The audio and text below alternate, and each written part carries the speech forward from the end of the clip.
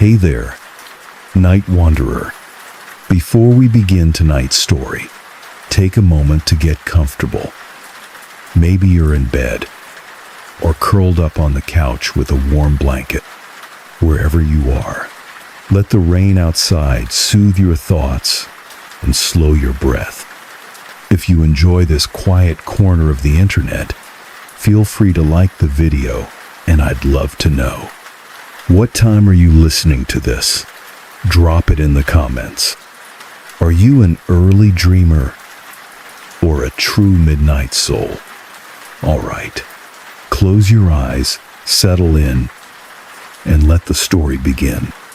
I arrived just before dusk, just as the fog rolled in like it always does in early October. The relay station stood there in its slumped silence, hunched between trees that looked taller than I remembered from the intake photos, though I wasn't sure if that was just the slope of the mountain playing tricks on my perspective. The whole journey here had felt like a blur.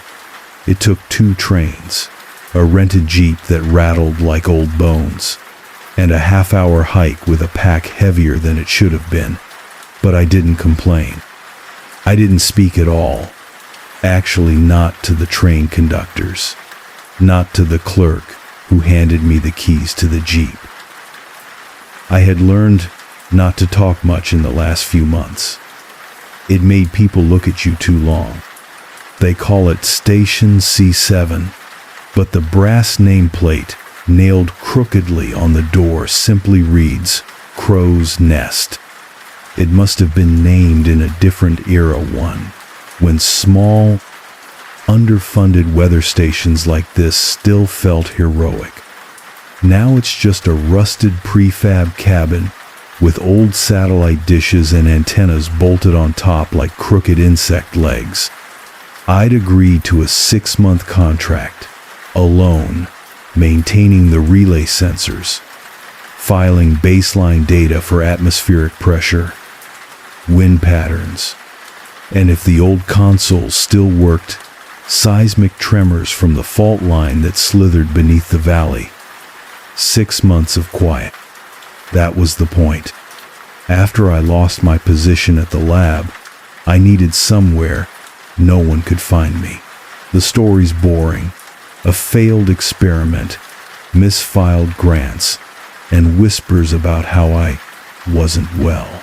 Maybe they were right. I don't remember the last few weeks in the city all that clearly. Just fragments, buzzing lights, cold coffee, the sharp clatter of glass. So, I said yes to this job. I told myself the silence would help, and in those first few hours, it almost did.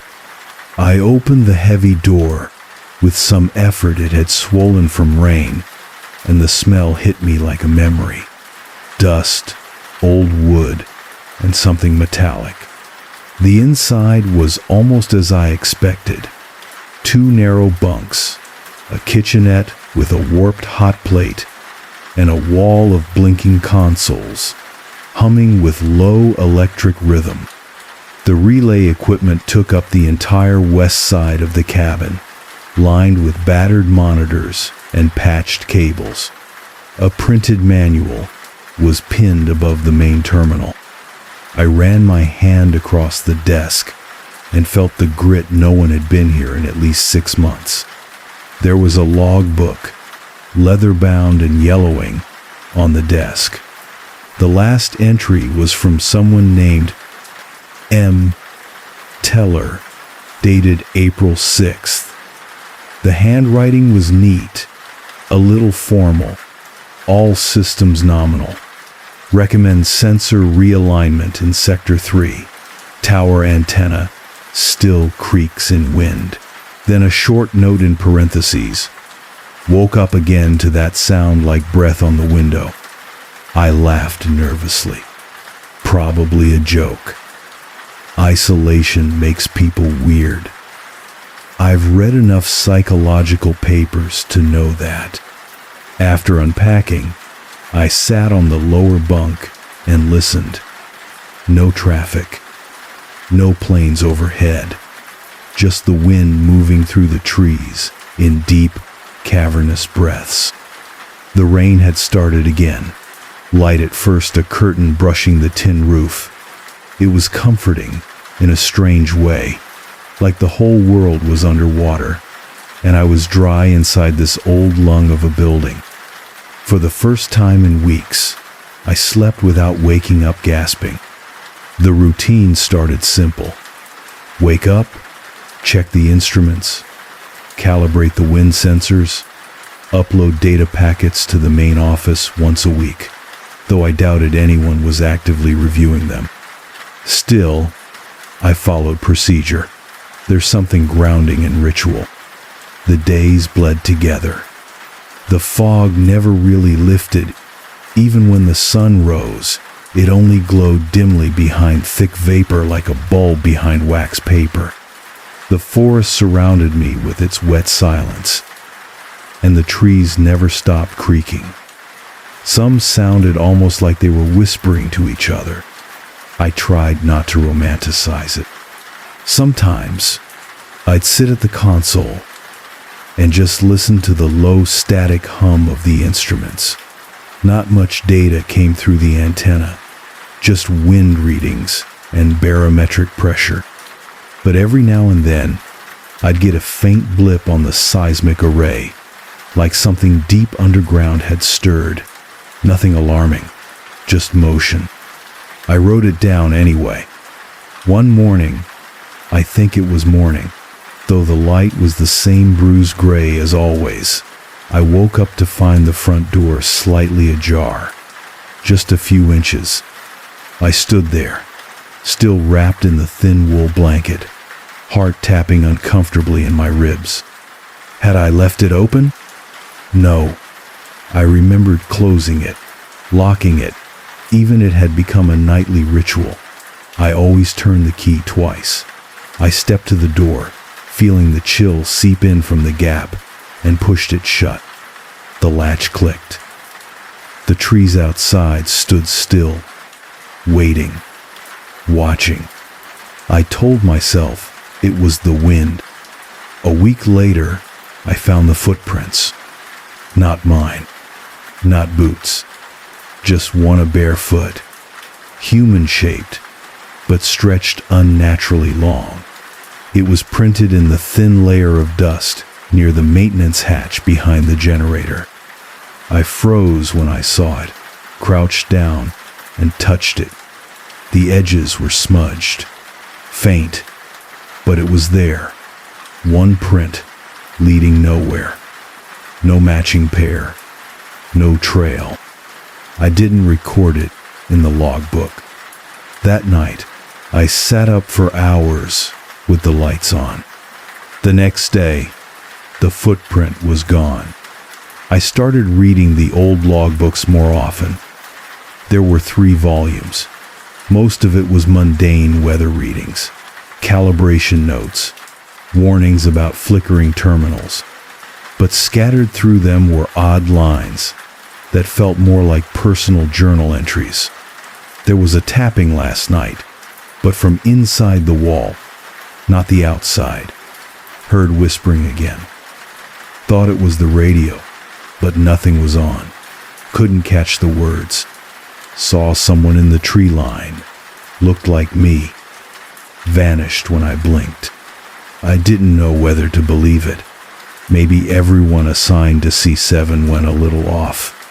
Maybe it was cabin fever. Or maybe the people who came here already had something fraying at the edge. Maybe that's why they were sent. Still, I stayed. Because the strange truth was, I felt calmer than I had in months. The silence wasn't threatening. Not yet. The station had a pulse to it. I started walking the perimeter every morning with coffee in hand, staring at the fog-blanketed woods, like I was trying to remember a dream I hadn't had yet. I began sleeping with the window open, just a crack. Something about the cold, damp air made the dreams quieter, softer. But even in that stillness, something had begun to shift. I started hearing faint knocks behind the walls at night. Always 3, then nothing. Once, I swear I heard breathing, long and shallow, like something was lying just beneath the floor. I started recording the sounds. Not with the official relay instruments. I didn't want that data uploaded back to the main office. Instead, I dug out my old field recorder from grad school. It still had a few hours of battery life. Every night, before I slept, I placed it under my bunk and let it run. The knocks had become a pattern. Always between 2 and 3 a.m. Always 3 taps, evenly spaced. I tried to tell myself it was pipes settling or wood warping in the damp, but the rhythm was too precise, deliberate. When I played it back the next morning, there it was 3 faint knocks, then static. Then, in the third recording, a breath.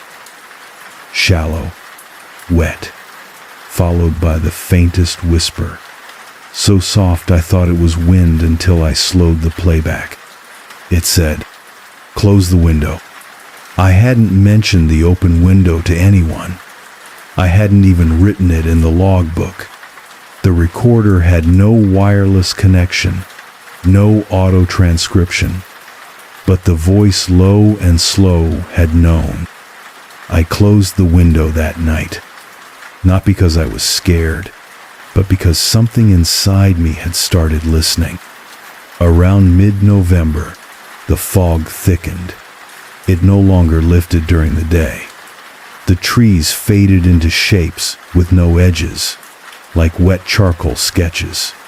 It became hard to tell how far I was from anything. Even the path to the antenna tower, which I walked daily, seemed different, longer. The usual 112 steps to the base became 129. One morning, 143. I counted twice. Each time, I marked it in a notebook, a separate one I kept hidden in a hollowed-out book spine.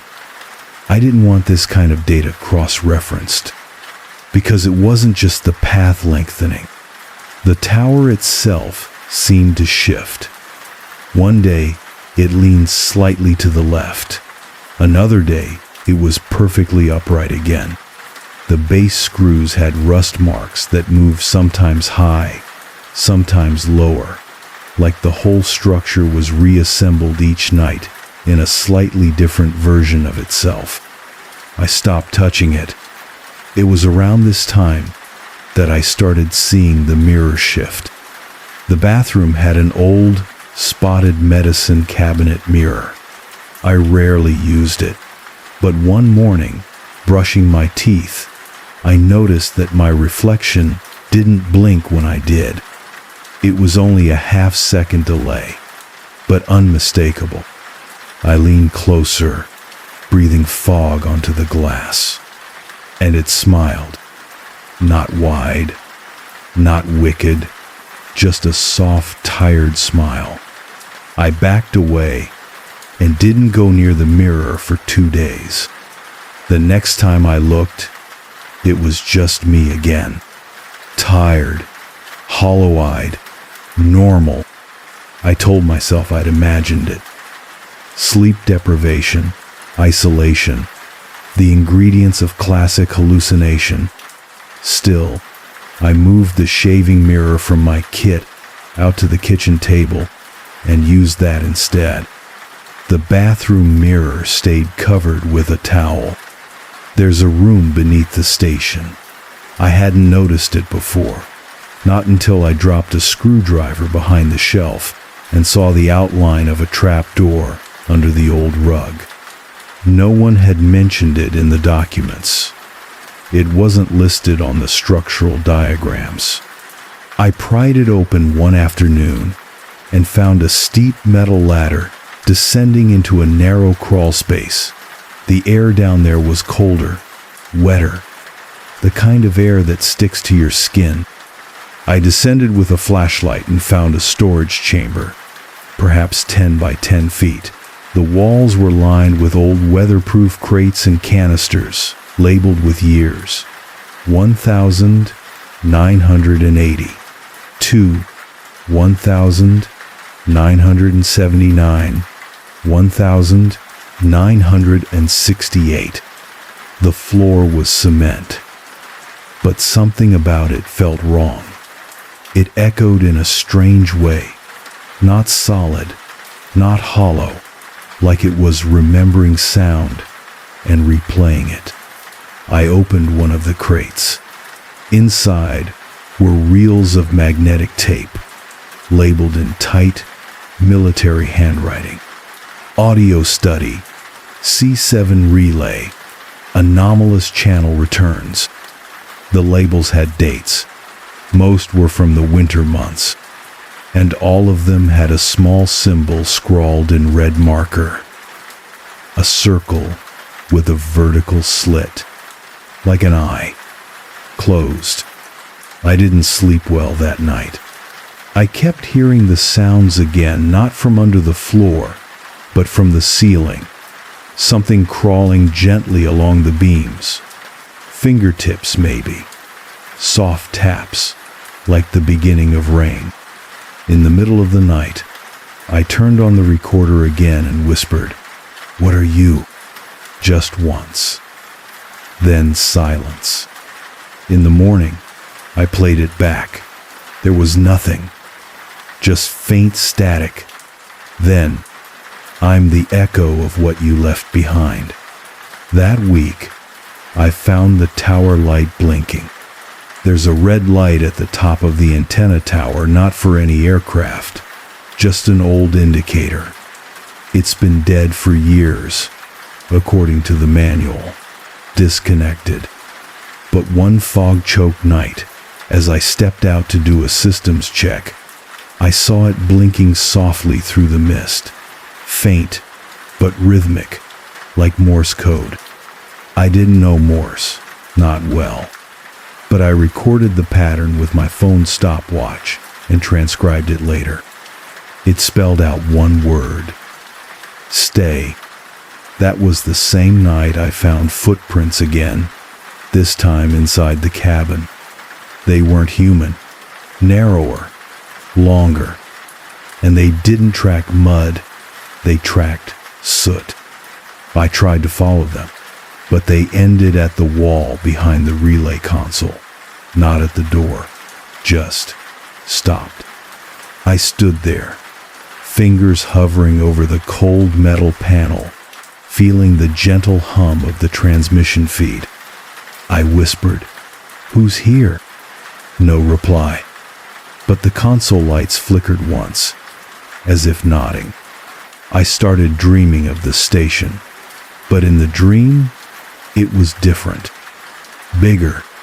Each night, I explored a new hallway, a new room, empty dormitories, observation decks, endless corridors of humming servers and empty chairs facing static monitors. The floors were soft under my feet, like padded moss, and the walls breathed. I woke each time to the real station small, rusted, unchanging, until I noticed something strange. A new door, behind the generator, where the concrete should be solid. There was a wooden door frame I swear hadn't been there before. No handle, just a slit of cold air where the door should have been sealed. I pressed my ear to it and heard rain even though it wasn't raining outside. By now, I had stopped logging official reports. I kept the equipment running, but the weather data seemed off. Wind speeds that spiked to impossible levels, then flatlined. Barometric pressure dropping into ranges that would normally trigger warnings. Seismic readings that pulsed in intervals like a heartbeat. I plotted them over time, and the pattern that emerged looked almost like a signature, a wave, or a voice trying to speak through numbers. I didn't show anyone. Who would I show? There hadn't been a data retrieval call in 3 weeks. The office stopped replying to uploads. I stopped expecting answers. And yet, one morning, on my breakfast tray, there was a note, folded, cream-colored paper, no handwriting, just a printed sentence. How long will you pretend you're alone? I dropped it, looked around. The cabin was empty. No sign of forced entry. No fingerprints on the plate. Just cold eggs and cooling coffee. I burned the note in the sink. That night, I dreamed of myself sitting in the control chair. Except I wasn't me. I was watching myself sleep through the security monitor, and I was smiling. The air changed. It started with the smell faint, like mildew mixed with ozone. Then came the pressure, the kind that settles on your chest, making each breath feel like you're inhaling through soaked cloth. I ran system diagnostics. Checked for mold, radon, gas leaks. Everything read clear, but the feeling stayed. It felt like the relay station had sunk an inch lower in the earth overnight. Like the gravity inside it was different now. The door that hadn't been there, the one behind the generator, began to breathe. I say that with hesitation, but no better word fits. It didn't open, didn't swing or creak. But when I stood close, the wood flexed slightly, inward on the inhale, outward on the exhale. I placed my palm against it once, and the surface was warm. Not like heat from a radiator, more like skin. I stopped sleeping in the lower bunk after that. The fog changed, too. It wasn't just thick anymore, it became luminous. Some nights, it glowed faint blue, like the inside of a jellyfish. I'd press my face to the window and see faint outlines move in the tree line, slow, swaying, like bodies hanging gently from invisible strings. But when I stepped outside, there was nothing. Just pine, just silence. Until I turned back toward the station. That's when I saw myself, watching from the window. Not a reflection. I was standing outside. The figure inside wore my clothes, my posture. But something about it was off, subtly wrong. Head tilted a little too far, eyes too wide, not blinking. I closed my eyes. When I opened them again, the window was empty. I began to lose time. Some days I'd wake up and the logs would already be filled in my handwriting, with notes I didn't remember writing. System 4 flagged again. Expect contact tonight. Don't forget, the door listens. Keep breathing. It mimics better when you stop. I began to wonder if I was sleepwalking, working in fugue states, dissociating. But the recorder told a different story. It picked up the same knock pattern again, but layered now, echoing from multiple sources, one beneath the floor, one outside the wall, one directly above the bed. The audio timeline also captured something else. Me, speaking, except it wasn't my voice. Not exactly. It was close but hollow, strained, as if the words had been remembered by someone else trying to sound like me. Why do you always pretend to forget this part? I stopped recording after that. But the station didn't need the recorder anymore. Now it was talking in other ways. The relay console began blinking in new patterns, long bursts. short. I compared them again to Morse. A sentence emerged. It is not outside. Then another, slower. You brought it with you. One afternoon, I found the basement hatch open. The rug had been folded aside neatly, like an invitation.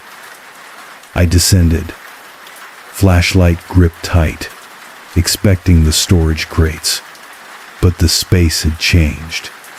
It was no longer square. It extended into a corridor I swear wasn't there before.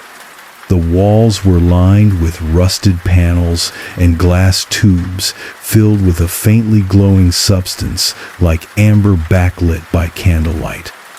And at the far end, a mirror, tall, thin, freestanding. I approached it slowly, heart ticking in my neck. I expected no reflection, or worse, the wrong one. But when I looked in, I didn't see anything at all. Not blackness, not distortion, just absence. Like the mirror wasn't a reflection but an erasure. It didn't show me. It removed me. I stumbled back. My boot knocked over one of the crates. Inside were bones.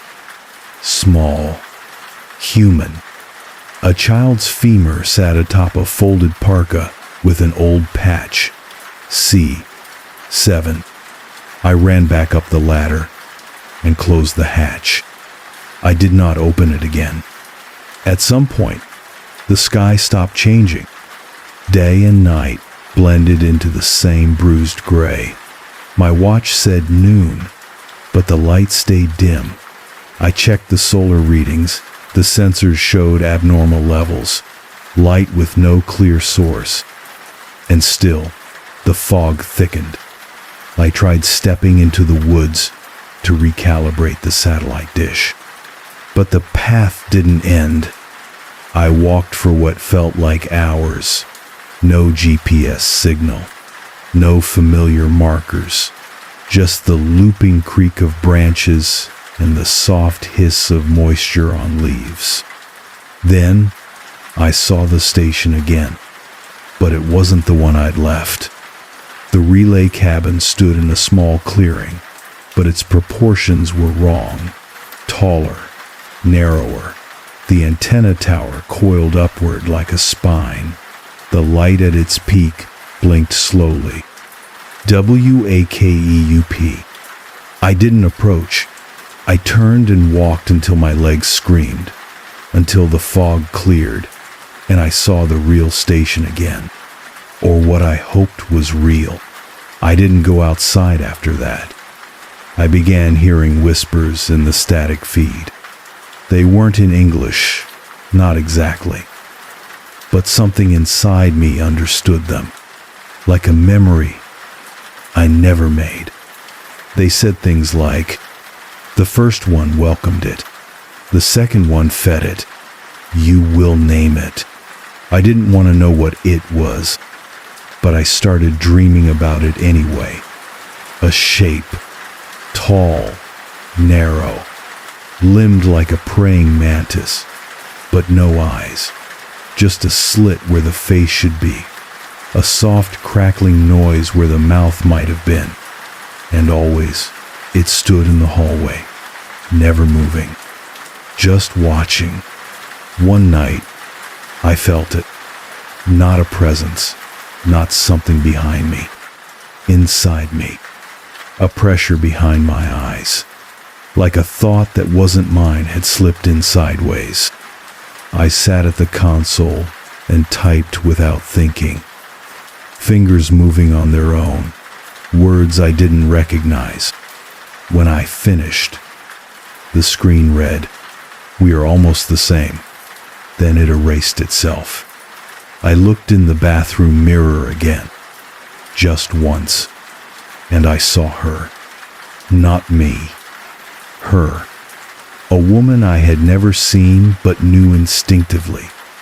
She wore my face like a borrowed coat, smiled softly, raised a finger to her lips. Shh. The lights flickered. When they came back on, the towel was back over the mirror. I hadn't moved. On my final transmission attempt, I didn't send weather data. I recorded a message. This is C7 relay station. There's something here. I don't know if it's real. I don't know if I am. If anyone receives this, please don't send a replacement. Don't come here. Don't open the door beneath the floor. Don't look into the fog. And whatever you do, the signal cut out mid-sentence. The console wouldn't let me re-record. That night, I woke to silence. Not quiet. Silence. The kind that swallows all sound, even breath, even blood. The kind you feel more than hear. And I realized something. The relay station had stopped breathing. There was no dawn. That morning, if it was morning, the sky stayed heavy and lightless, like I was under a lid.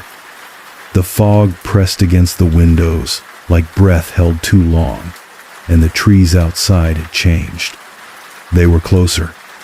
I could count the needles on their branches through the glass, branches that hadn't been there yesterday.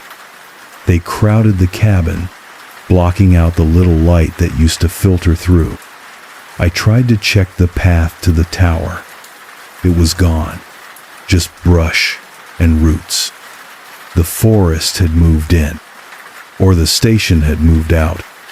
I started to hear music, not clear, not melodic, but somewhere in the hum of the relay equipment, in the whining static of the dish feed, there was something like a tune, a phrase repeating just beneath hearing, like the world was playing a forgotten lullaby on broken speakers.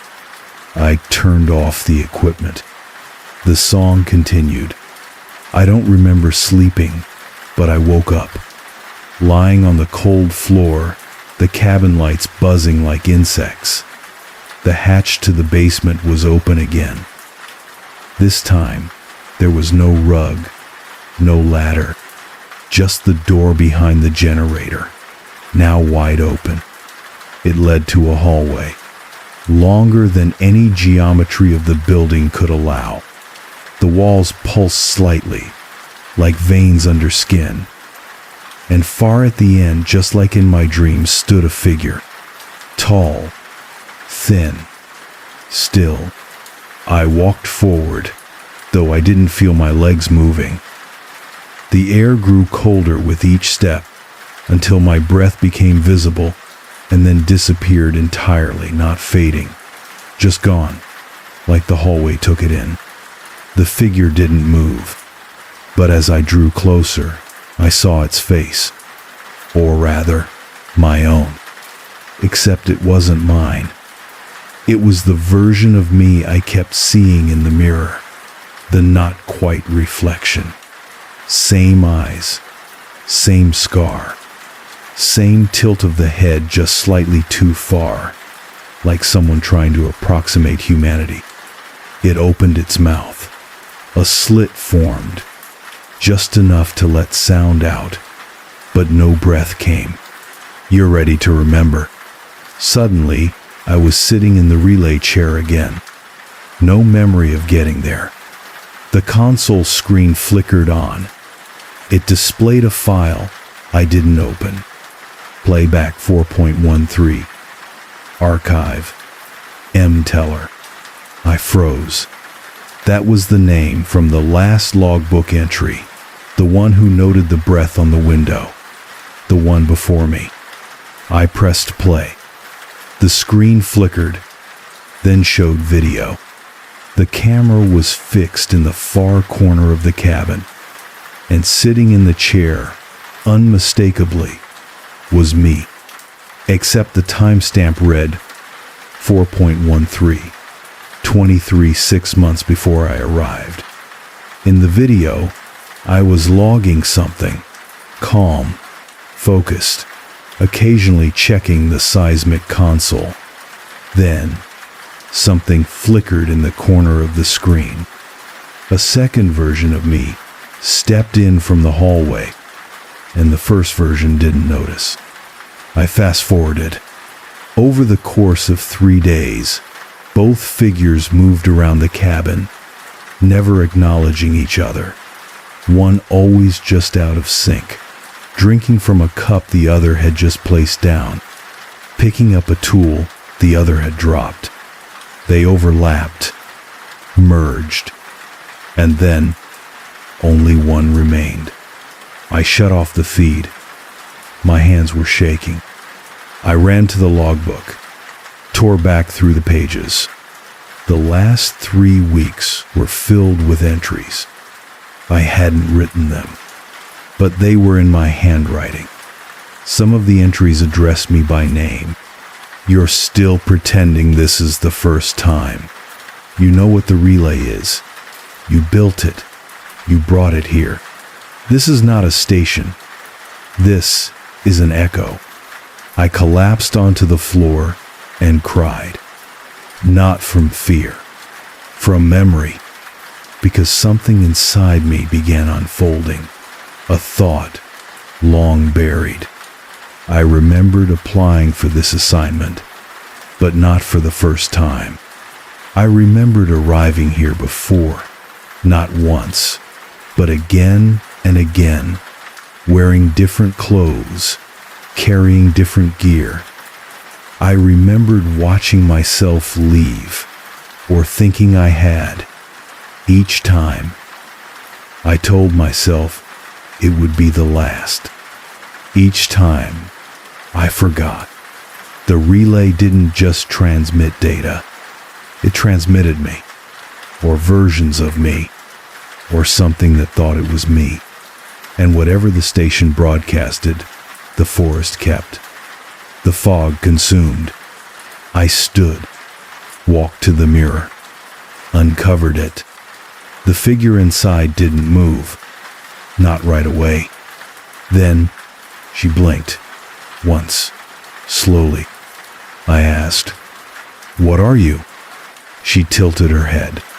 "I'm what's left when you stop pretending." The glass rippled like water. She stepped forward. So did I, and we merged. I remember standing outside after that. I don't know how I got there.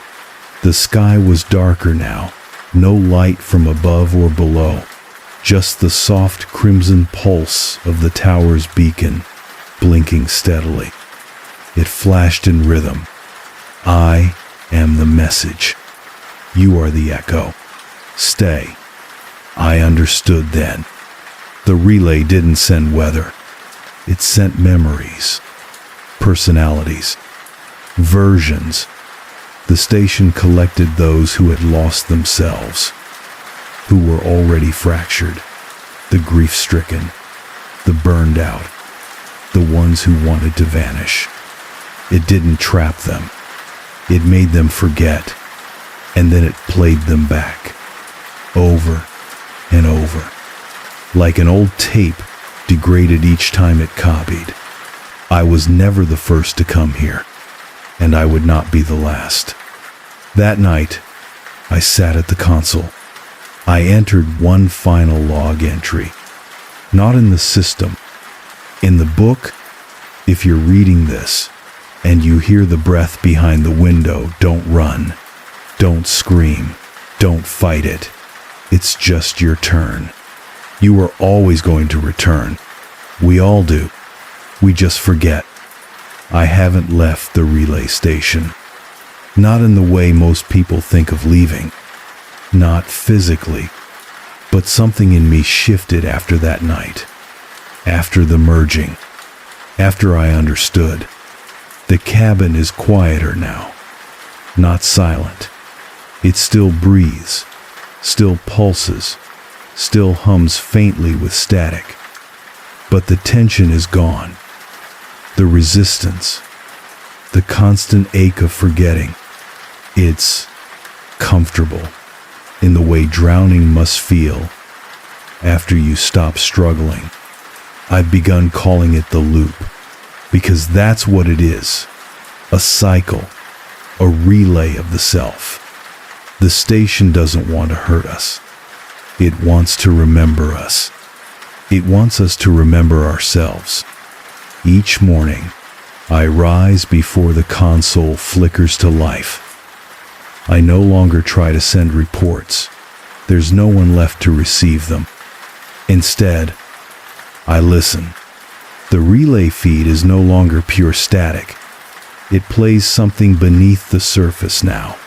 Soft, repetitive, almost like the rhythm of breathing layered over the sound of rain. Sometimes I hear whispers, my own voice, from past cycles, past versions, saying things I don't remember saying, but feel true all the same. You were always meant to be here. This is where your mind fits. This is the shape you leave behind. I don't find it disturbing anymore. I find it inevitable. The forest no longer tries to fool me. It knows I know. I still walk its edge some days. Not far, just to the edge where the trees crowd so close they almost fuse, like the seam of two stitched worlds.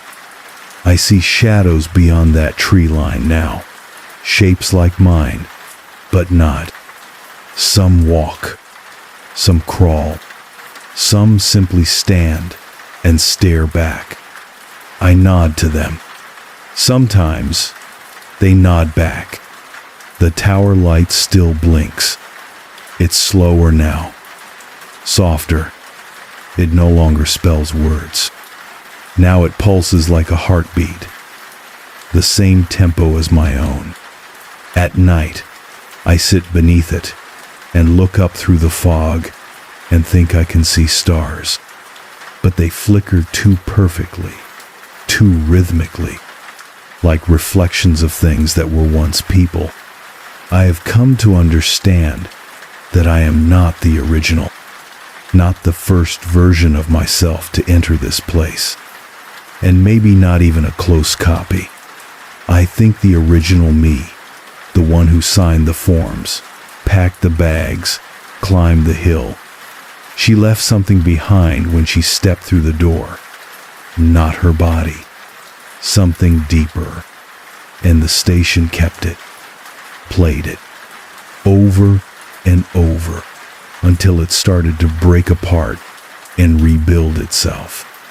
And now, I am what's left. A weathered recording of a woman who needed to disappear.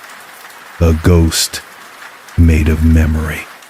I no longer check the mirror, not because I'm afraid, but because it no longer reflects anything, not even the room. It just shows fog now, a soft swirling curtain, and if I look too long, I see figures move in it. Sometimes me, sometimes not. Sometimes something with no face at all. They're always watching, waiting, but they never speak again, because there's nothing left to say. I've stopped keeping time. I've stopped counting the days. Seasons don't change here, or if they do, it's inside the loop, not outside it. I don't know if the world beyond still exists. I don't know if it ever did. Sometimes, in my dreams, I walk into a city and no one sees me.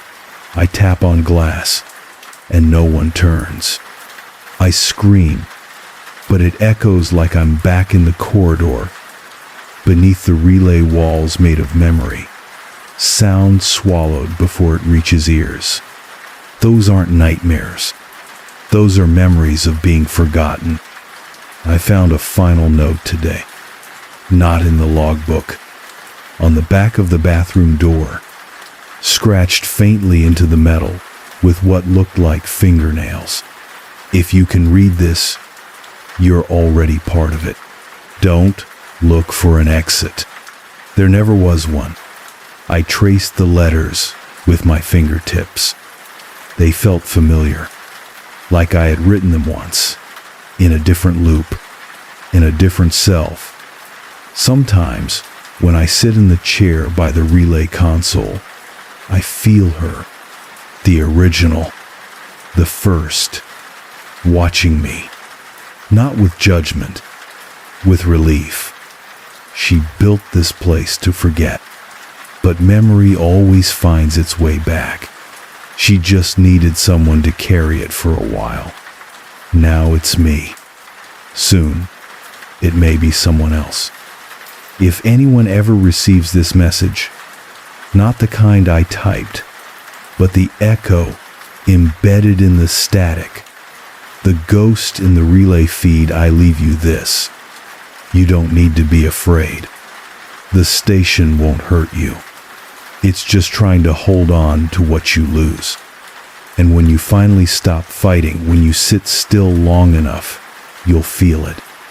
A rhythm, a breath, a voice behind your own, saying, you are home, you are remembered, you are the signal now.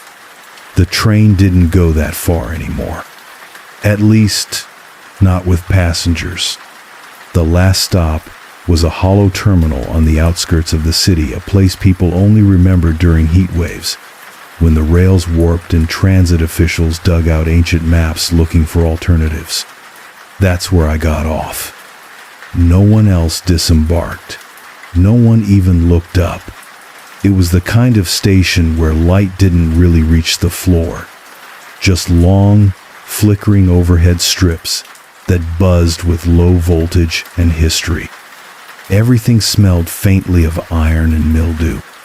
I waited until the train doors closed behind me and the car vanished into the dark tunnel with a hiss, leaving only echoes behind.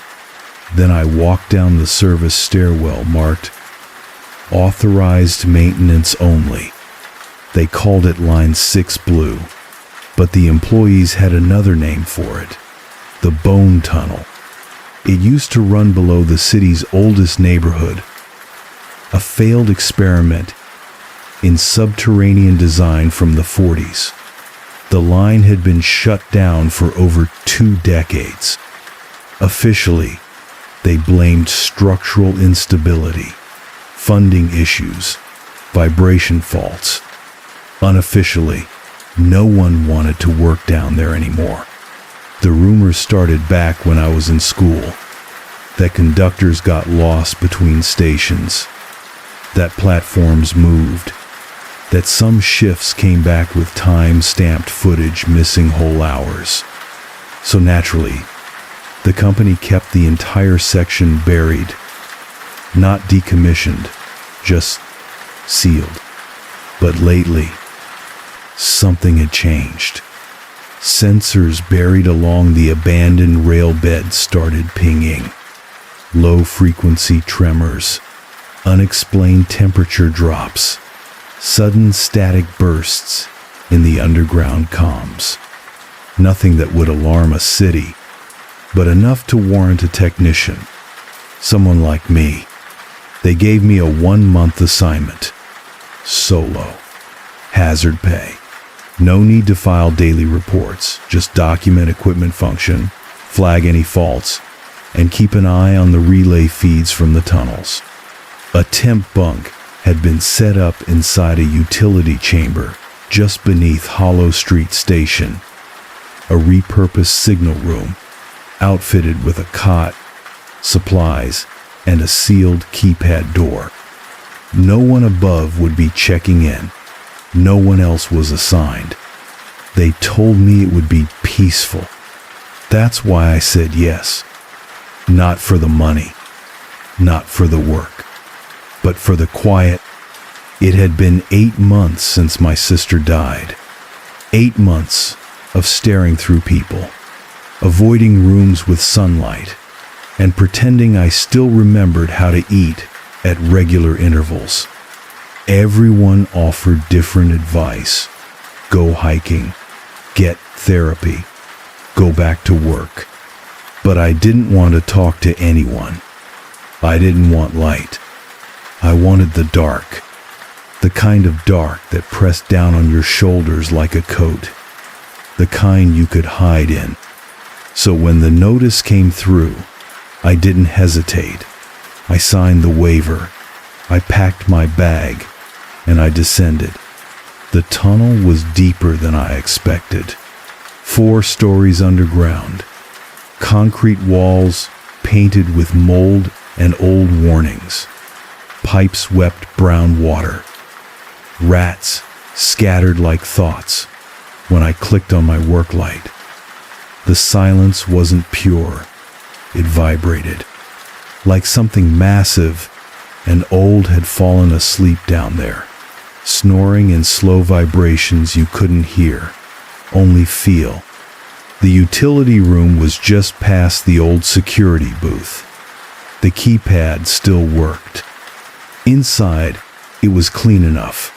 1 cot, a desk with analog monitors, 2 lockers, a vent fan that hummed like it resented being woken up, fluorescent lighting overhead, old but steady, no flicker. I unpacked, ate a dry protein bar. Then I sat and listened to the tunnel, just to feel it. Nothing moved, but I swear something was waiting. The first 3 days were uneventful. I walked the platform twice a day, logged temperatures, measured humidity, monitored the analog sensor tapes, all old school systems left over from the 70s. Surprisingly, most still worked. Occasionally the lights in the tunnel flickered, but that wasn't strange. What was strange was the dust. There was none. Not on the tracks, not on the rails, not on the benches that hadn't been touched since 1998. It looked recently cleaned, but there were no janitorial crews. Just me. I found the hatch on day 4, hidden behind a cracked advertising board on the west wall. It was flush with the concrete, painted over nearly invisible unless you looked for air movement. There was no official record of it in the station map I'd been given, but the latch opened easily. Behind it, a rusted spiral staircase, descending farther into black. The air that drifted out was colder than it should have been.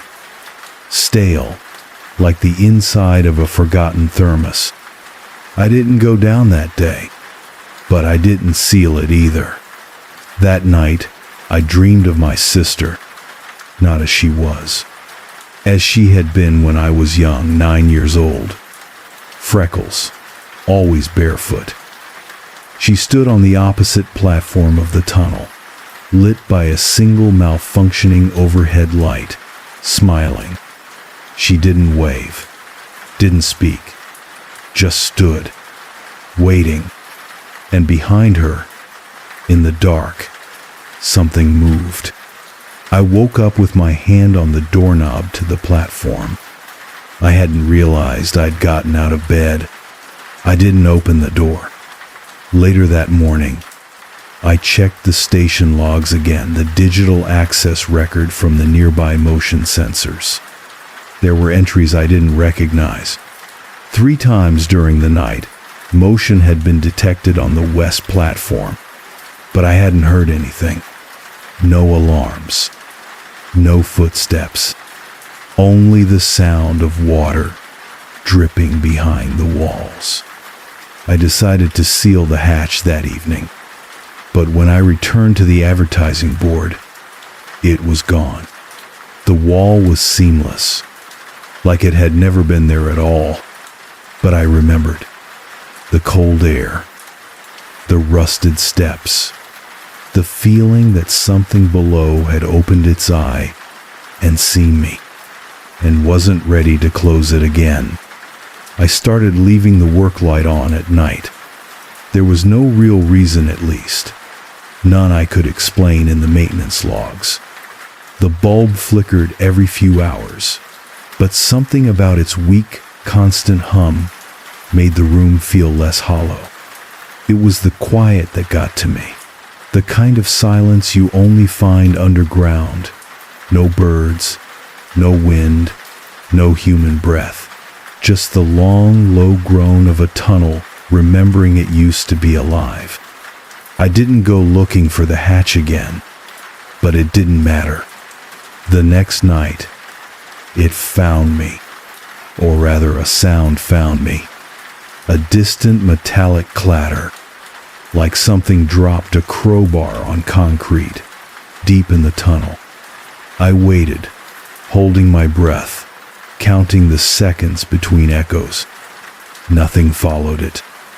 No footsteps. Just that one, deliberate noise. I filed a note in the log. Unidentified tunnel disturbance. Possible pipe shift or structural resonance. A lie, technically, because what I heard wasn't structural. It was intentional. Day 7. I walked the length of the station to check the emergency relay cabinet. Standard protocol. But as I passed the old turnstiles, I noticed a smear of moisture on the wall. Faint, just above waist height. 5 vertical streaks, like someone had dragged wet fingers along the tile. I touched it. It was cold. Sticky. Not water. Not quite. That night, the monitors flickered on their own. Their analog no-motion triggers, no AI, just hardwired lines from old tunnel cameras. Most of them hadn't shown anything but static since I arrived. But one Cam 6C, which faced the sealed end of the west tunnel, clicked into view just after midnight.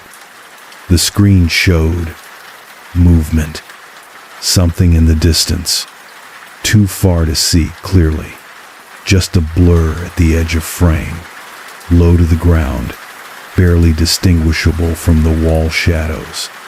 I watched for 5 full minutes. It didn't move closer, but it didn't leave either. In the morning, the feed was gone again. Static. I rewound the tape. It never recorded. Like that moment had happened outside the system, just for me. I tried calling the maintenance office. The uplink buzzed once, then silence. The manual override line didn't work either. The third time I tried, the screen displayed one message before shutting off completely. You are not the first. I stopped logging reports after that. They would have been full of things I couldn't explain. The smell of rain, even though we were 4 stories underground. The way my boots would be damp in the morning, even though the floor was dry. The voice I thought I heard in the vent, calling my name in my sister's tone. By the second week, the tunnel's layout had started to shift. I know how that sounds, but I walked it every morning, counted my steps, checked the station markers, measured the distance between the platform edge and the north wall. On day 13, it was 6 feet farther. On day 14, it was back to normal. On day 15, it was gone completely. Just open tunnel, no end wall. The space didn't feel like it had grown. I felt like I had shrunk. The dreams came back, not just of my sister, but of something behind her. A shape just out of sight, always at the edge of the frame.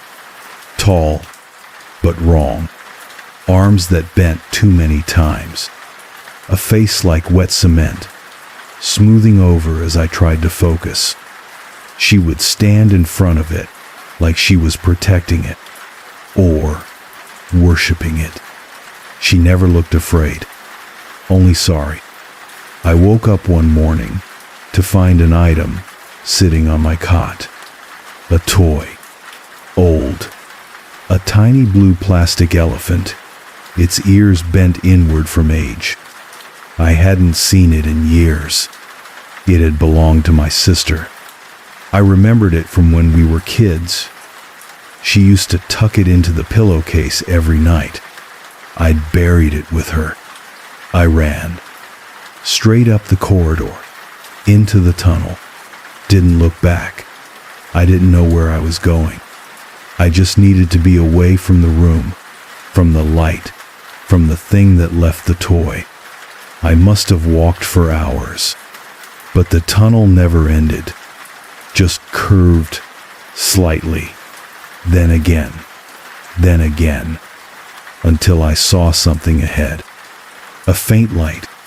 I followed it and found myself standing in front of the utility room door. Not the back of it, the front, as though I'd never left. I stepped inside and found the toy was gone. That night, I didn't sleep. I sat with my back to the wall and watched the door. At 3:12 the light outside flickered once. Then I heard breathing.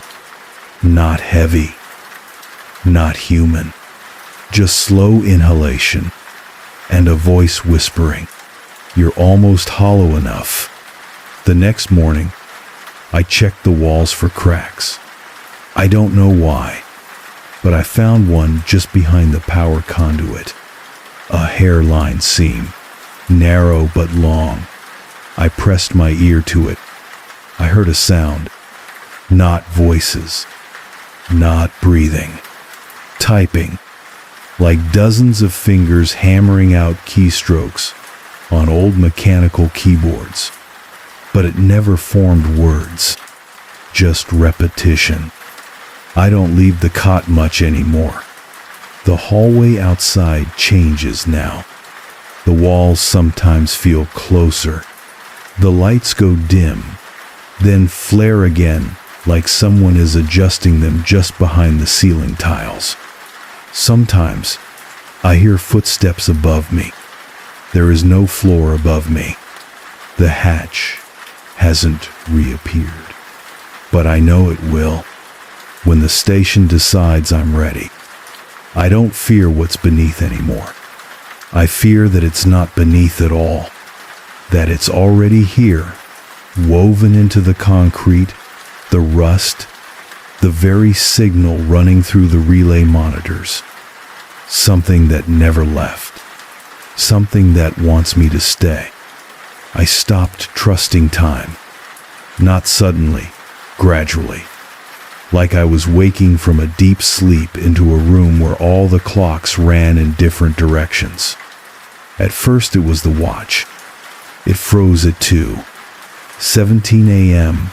for what felt like hours, then skipped forward by 6, then reversed.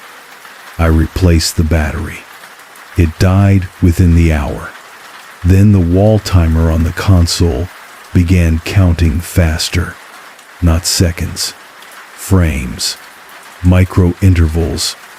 I couldn't track. One night, I watched it loop. 3点12分6秒 3点12分7秒 3点12分8秒 3点12分6秒 over and over until it hit 3, 12, 13. Then the lights cut out. I tried keeping a journal. That worked for a while, until I flipped back and realized some pages had been written in my handwriting, but not by me. Entries I don't remember making. Phrases I would never use. The hallway turned again last night. I let it. She was in the vent this time. Closer. Closer. The scratching stopped.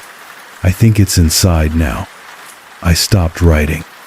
The journal wrote without me. Cam 6C came back. The static cleared just long enough for me to catch a glimpse. Not movement this time. A figure. Standing at the far end of the tunnel. Same position as the one in my dreams. Same posture, a head tilted just too far, a shadowed mouth stretched long and low, open but silent. It didn't approach, but the frame began to drift. The camera itself was moving, slowly, panning toward the figure.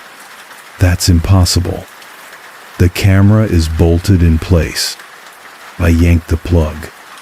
When I rebooted, the feed was static again. But the camera, it was now angled differently, pointing directly down the center of the tunnel, waiting. I stopped going outside, not because of what I saw, but because the hallway changed. It bent. The floor angled downward. The tiles began to pulse, faintly like breathing.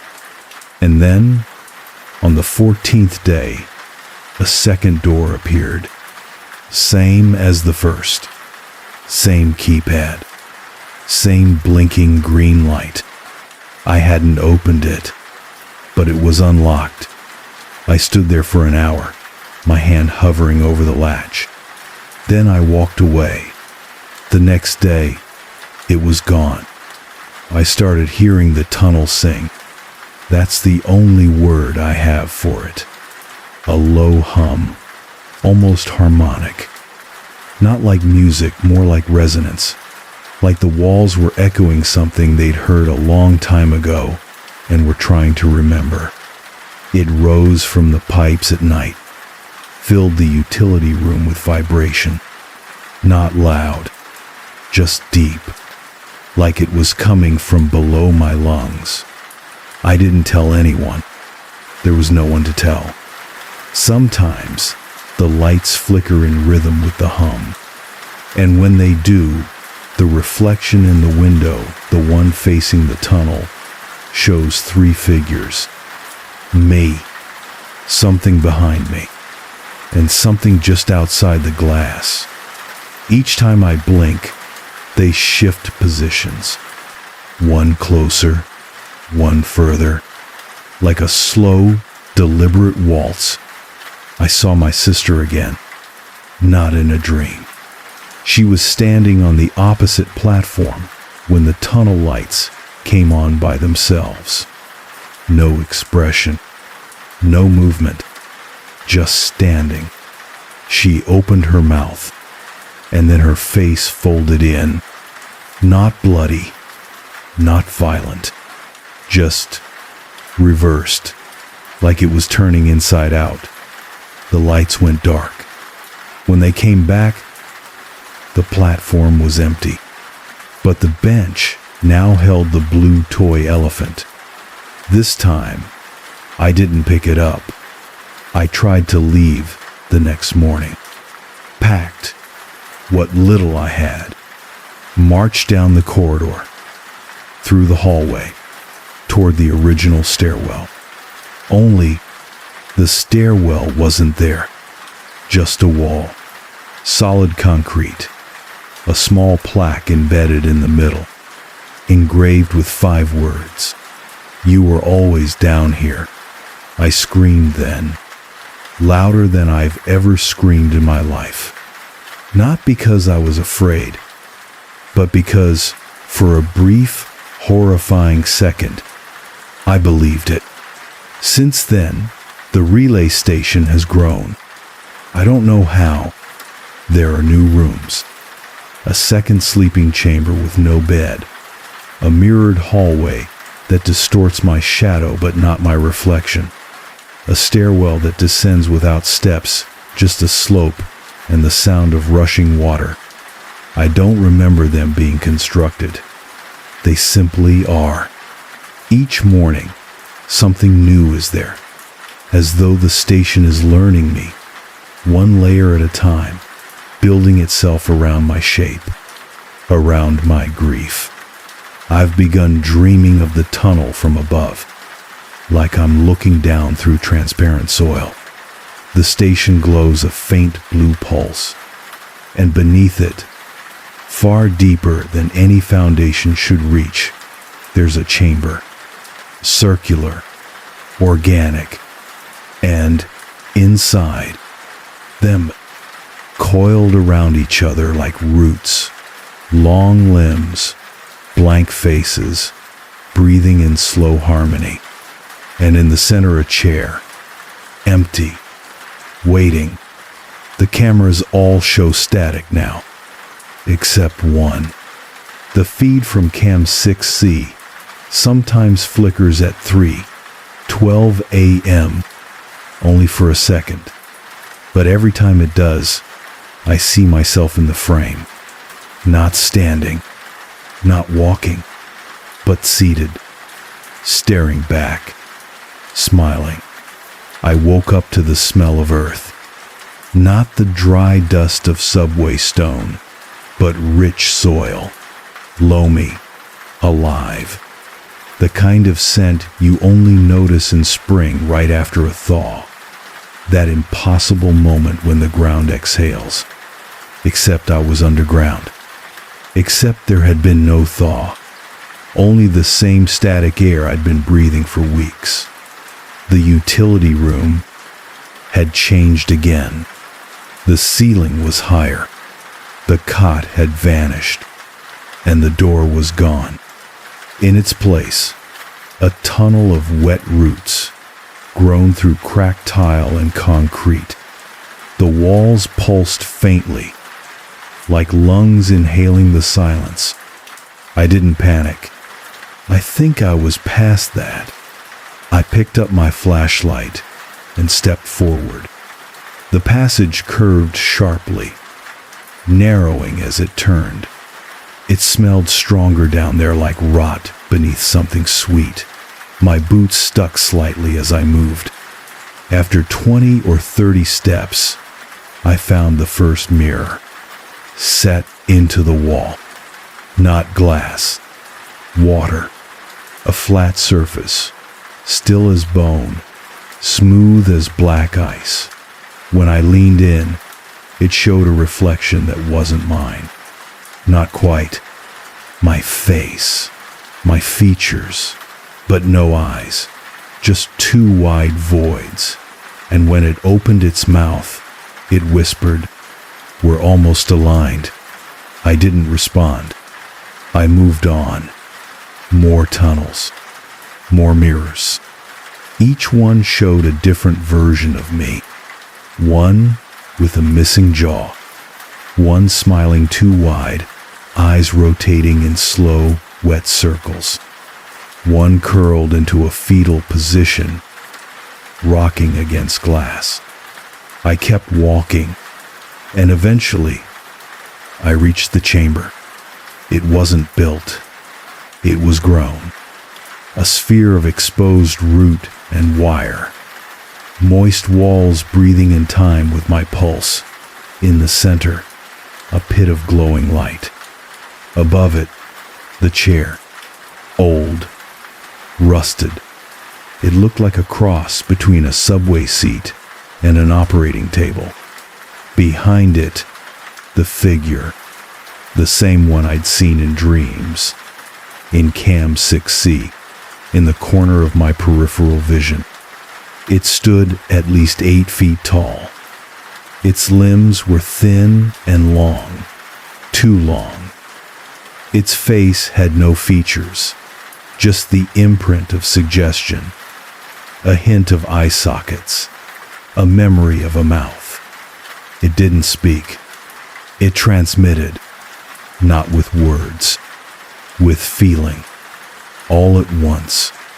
It hit me like a flood. 1,000 memories I didn't recognize, moments of grief from strangers, regrets, isolation, cold metal rails, abandoned homes, lost voices calling through walls, grief in every form.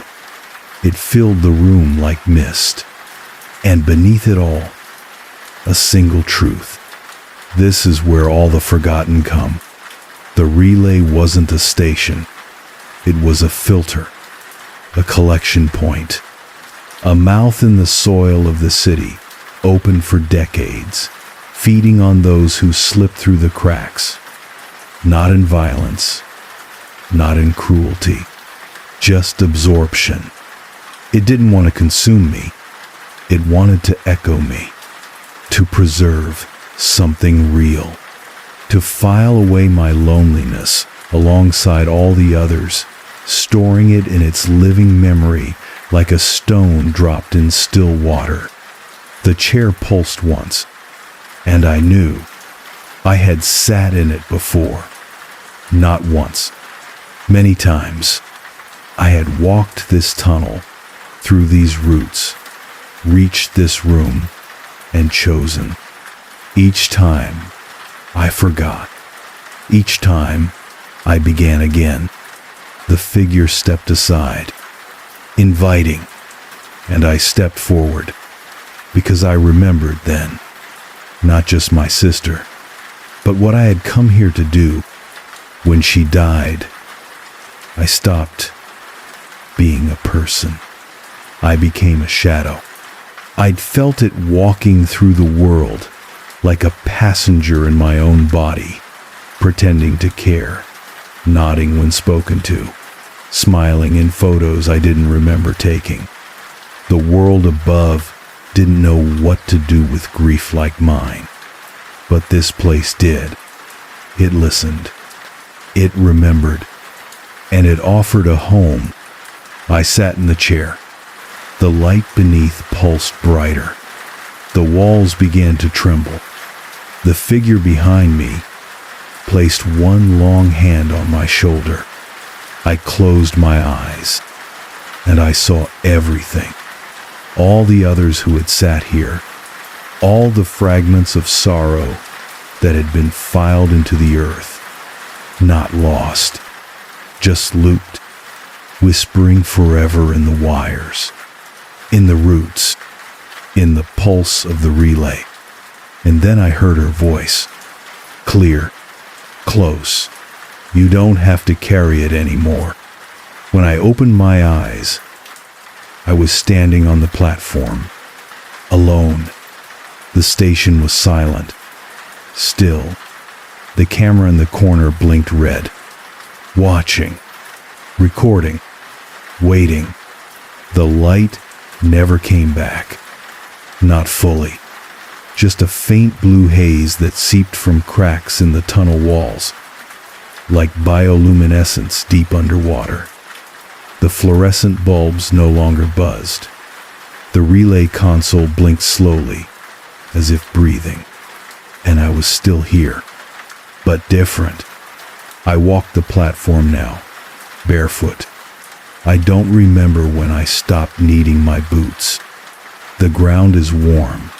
It hums gently beneath each step, like an old motor buried far below. Sometimes I think I can feel footsteps echoing up from beneath me, not mine. Just others, circling, pacing in patterns I no longer recognize. Sometimes, I pace with them. There are no clocks. I no longer need them. Days blur in the soft pulse of light. I eat, though I don't know where the food comes from anymore. It's always there, beside the cot, which has returned. Clean sheets, folded blanket, as though the station is taking care of me now. Or preserving me. I still hear her voice sometimes. My sister, not calling for help, not crying, just humming. The same lullaby she used to hum when we were kids. Out of tune, no real rhythm, but perfect. Perfect in that it could only come from her. I tried writing again. The journal was back on the desk one morning, open to a blank page. I wrote, I remember now. The ink bled through the paper, soaked it, like the journal drank the words. I turned the page. Another was blank. I wrote again. I chose to stay. That page didn't soak. It burned just slightly. Edges curling, then healed, back to blank. I don't try anymore. Sometimes, I sit at the end of the platform and stare into the tunnel. The lights never reach far, but I see shapes, standing just beyond the edge of illumination. Not threatening, not waiting, just mirroring. When I lean left, so do they. When I breathe, they shimmer, like heat rising from asphalt. Some are shaped like me. Some are shaped like nothing I can name, but they are mine, pieces of me, echoes. There's a door at the far end of the hall now. It's always closed, but once, just once, it was open. Inside, a small room with glass walls, like a subway control center, and in the center, a chair, facing a panel, above it, a monitor. On that screen, my life. Clips, out of order. My sister's laughter, a fight with my father, me in college, sleeping through class, me walking, lost, on the day after her funeral, me standing before this very tunnel, unaware I had been here before. I stood and watched. The figure from the chamber stood behind me again, hand on my shoulder, and this time I turned to face it. I asked not aloud, not in words, why me? Its response was not language, but I understood, because you were already fading, because you were already half gone, because your grief was loud enough to reach the wires. I wept, not from fear, from relief. I had spent so long trying to feel human again, trying to force joy, normalcy, purpose. But the station didn't ask for that. It asked only for truth. It recorded me as I was, and offered to hold me. I have stopped fighting it, stopped looking for exits, stopped asking what day it is, because I know now, this station is not beneath the city. It is beneath memory, beneath everything we bury when we pretend to move on. It is where the lost go when they are too quiet to be noticed, too tired to be found. The final note I leave not for rescue, not for warning is this. If you find yourself here, don't run. It doesn't want your fear. It wants your echo. It wants the shape you leave behind when the world forgets to ask if you're okay. And if you let it, it will remember you. And maybe that's enough. Maybe that's all any of us ever wanted. To be remembered, even if only in the static, even if only in the hum beneath the rails, where no one hears us, but something always does. I arrived just after dusk, though dusk here didn't feel like an ending. It felt like a decision, a long, deliberate exhale of light that refused to become dark until it was absolutely sure nothing would follow. Stillwater House stood exactly where the lawyer's packet said it would, at the end of a narrow, unpaved road, wrapped in fog and cedar and the soft churn of rain on moss. It wasn't grand the way I expected. It didn't loom. It leaned, tired, squat, like it had been holding its breath for decades, and now it could finally let go. I stood outside the gate for a long time before opening it. The gravel shifted beneath my boots, like it was whispering. My name doesn't matter. Not anymore. Before all this, I was a teacher. Art history, mostly quiet, clean work that paid enough and left me alone. I had a partner, a condo, a cat. Things made sense in soft ways. Then, one day, They didn't. The divorce came fast and loud. One day she stopped speaking. The next day I was sleeping in my office. Then came the department scandal. Someone else's mistake. But my signature on the form. They asked me to resign. I said nothing. I didn't fight. I didn't explain. I just left. I needed something to end. That's when the letter came. Postmarked from a town I'd never heard of. From a lawyer I didn't remember hiring. It said that my uncle Ellis Merrow had passed. No children, no spouse, no will.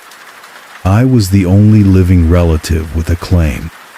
He left behind a house. Old, unused, unusual design. The lawyer had warned me over the phone. He built most of it himself. I almost declined. But there was something in the envelope, something small and brittle. A feather, thin, almost translucent, wrapped in wax paper. I couldn't say why, but I kept it in my coat pocket. 3 weeks later, I was standing in front of the gate. The key worked. The front door opened with a sigh. Inside, the air was damp and woody, like a library left out in the rain.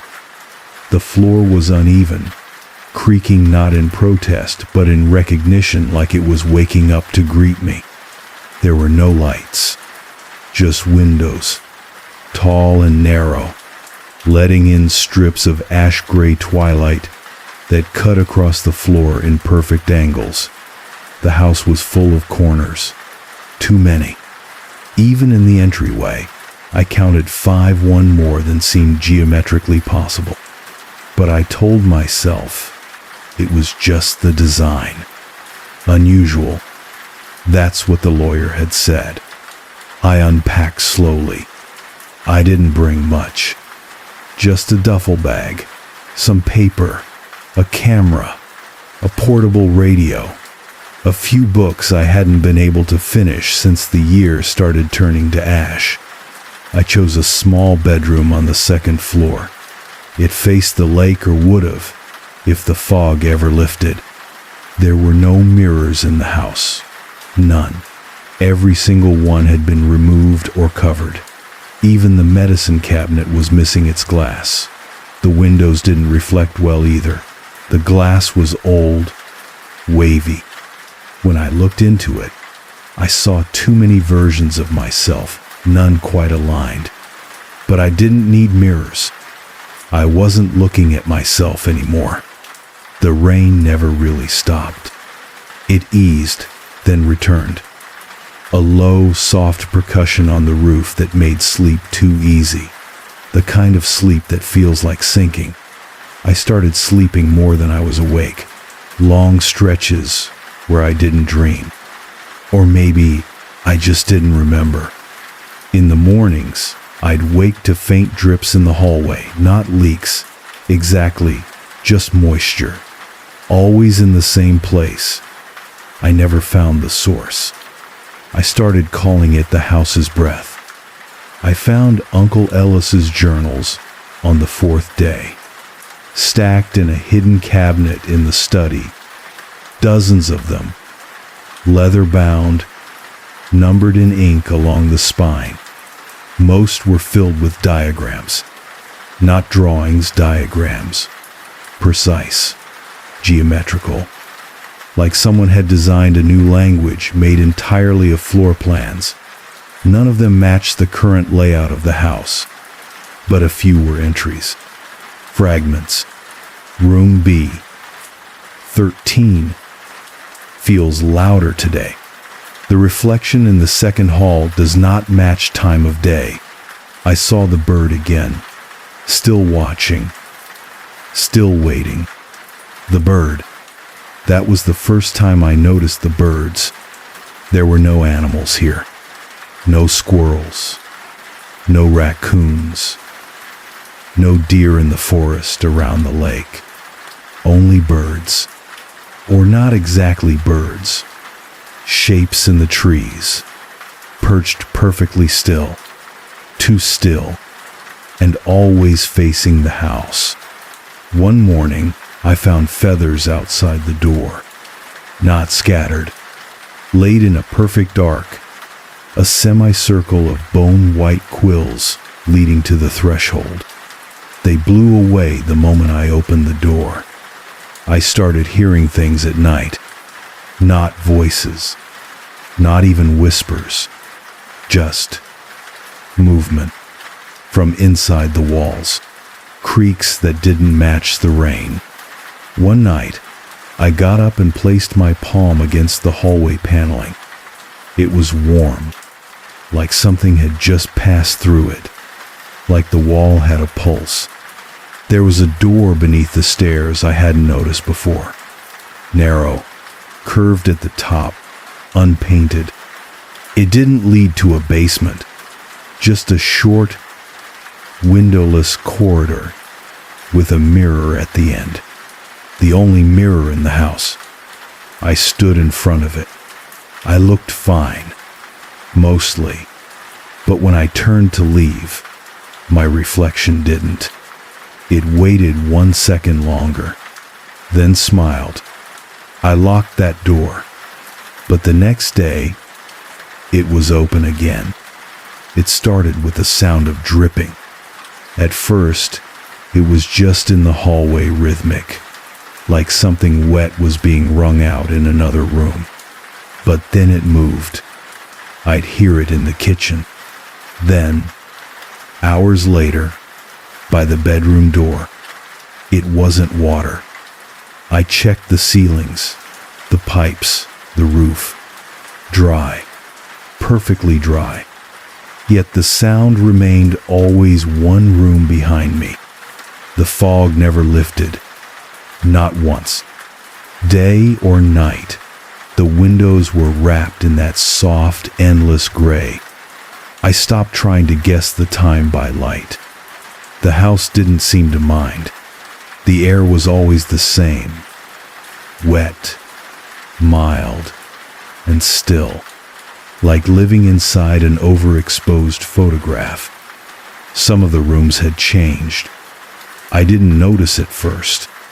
One morning, the sitting room had 2 windows instead of 1. The bookshelf in the hall had 12 cubbies instead of 9. The upstairs corridor, which had been straight, now curved subtly to the left. I pulled out the journal from Uncle Ellis again. One note was underlined 3 times. Measure every room twice, then measure again. It moves while you sleep. I started sketching. Old habit from grad school.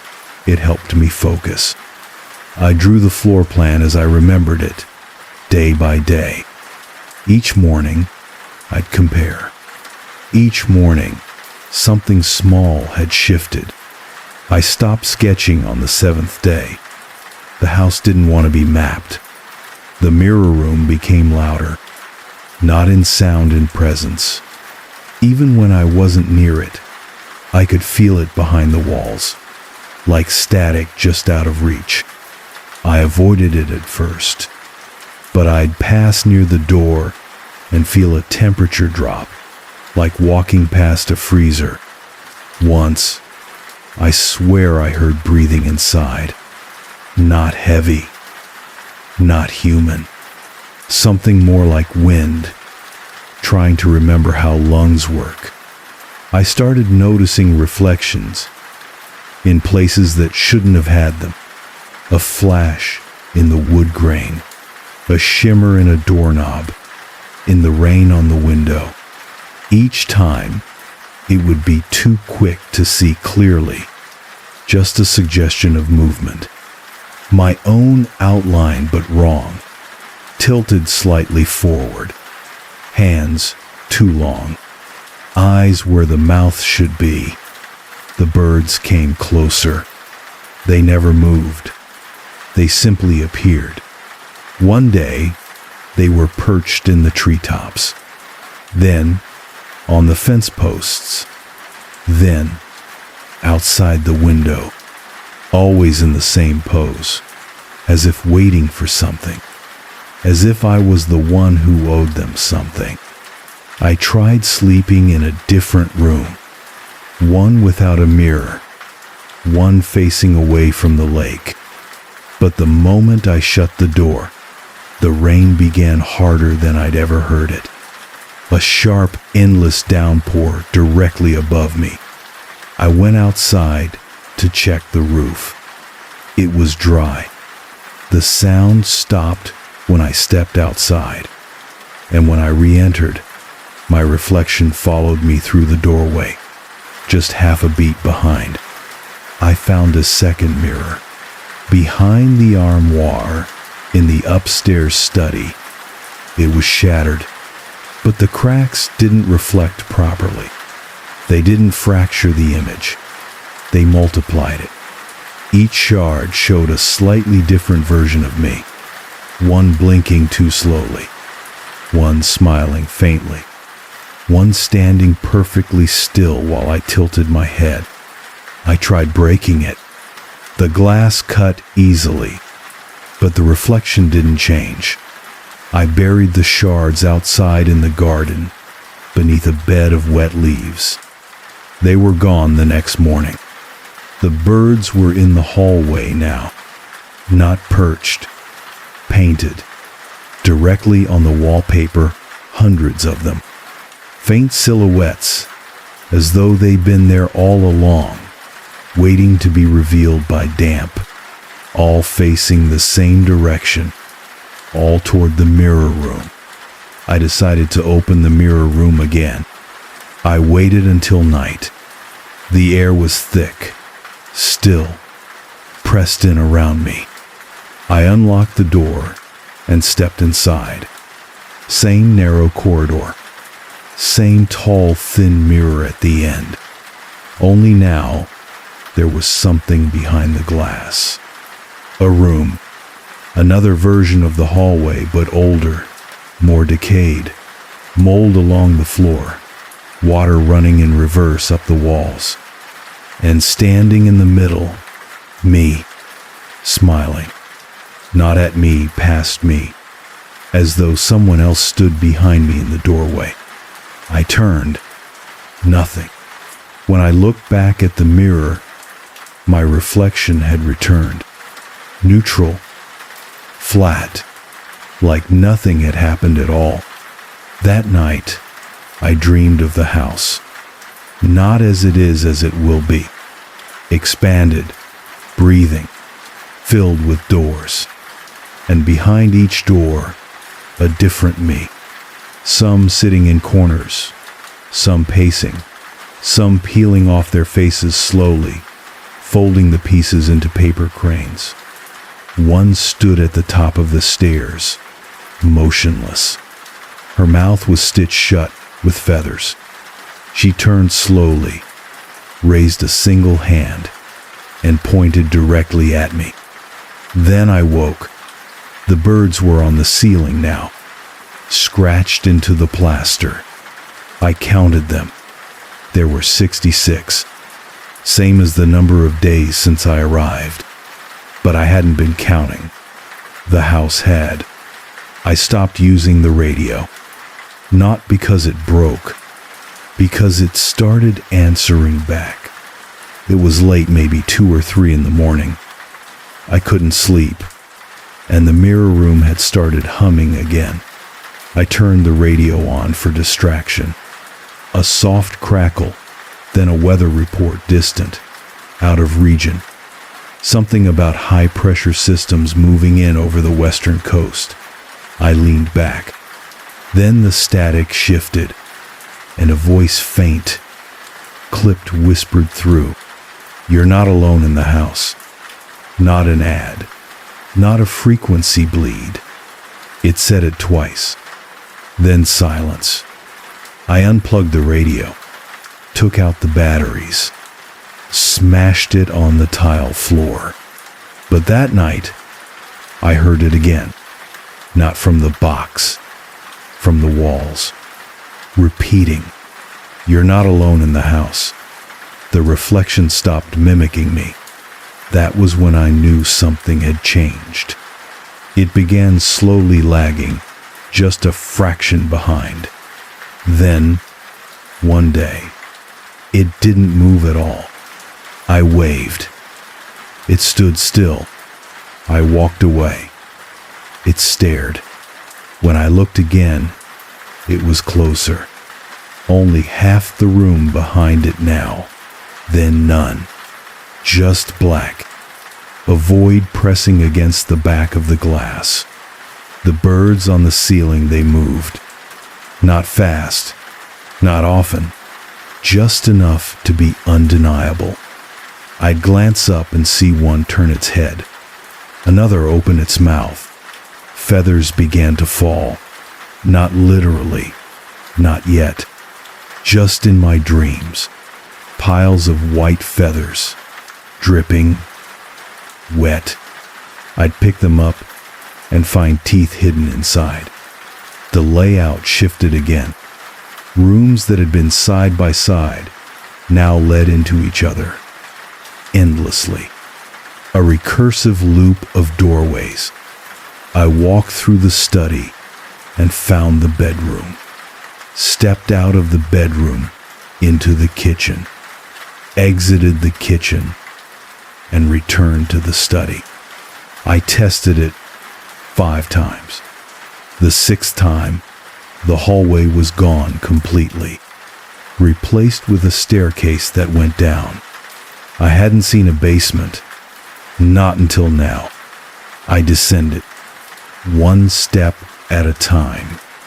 The walls narrowed as I went.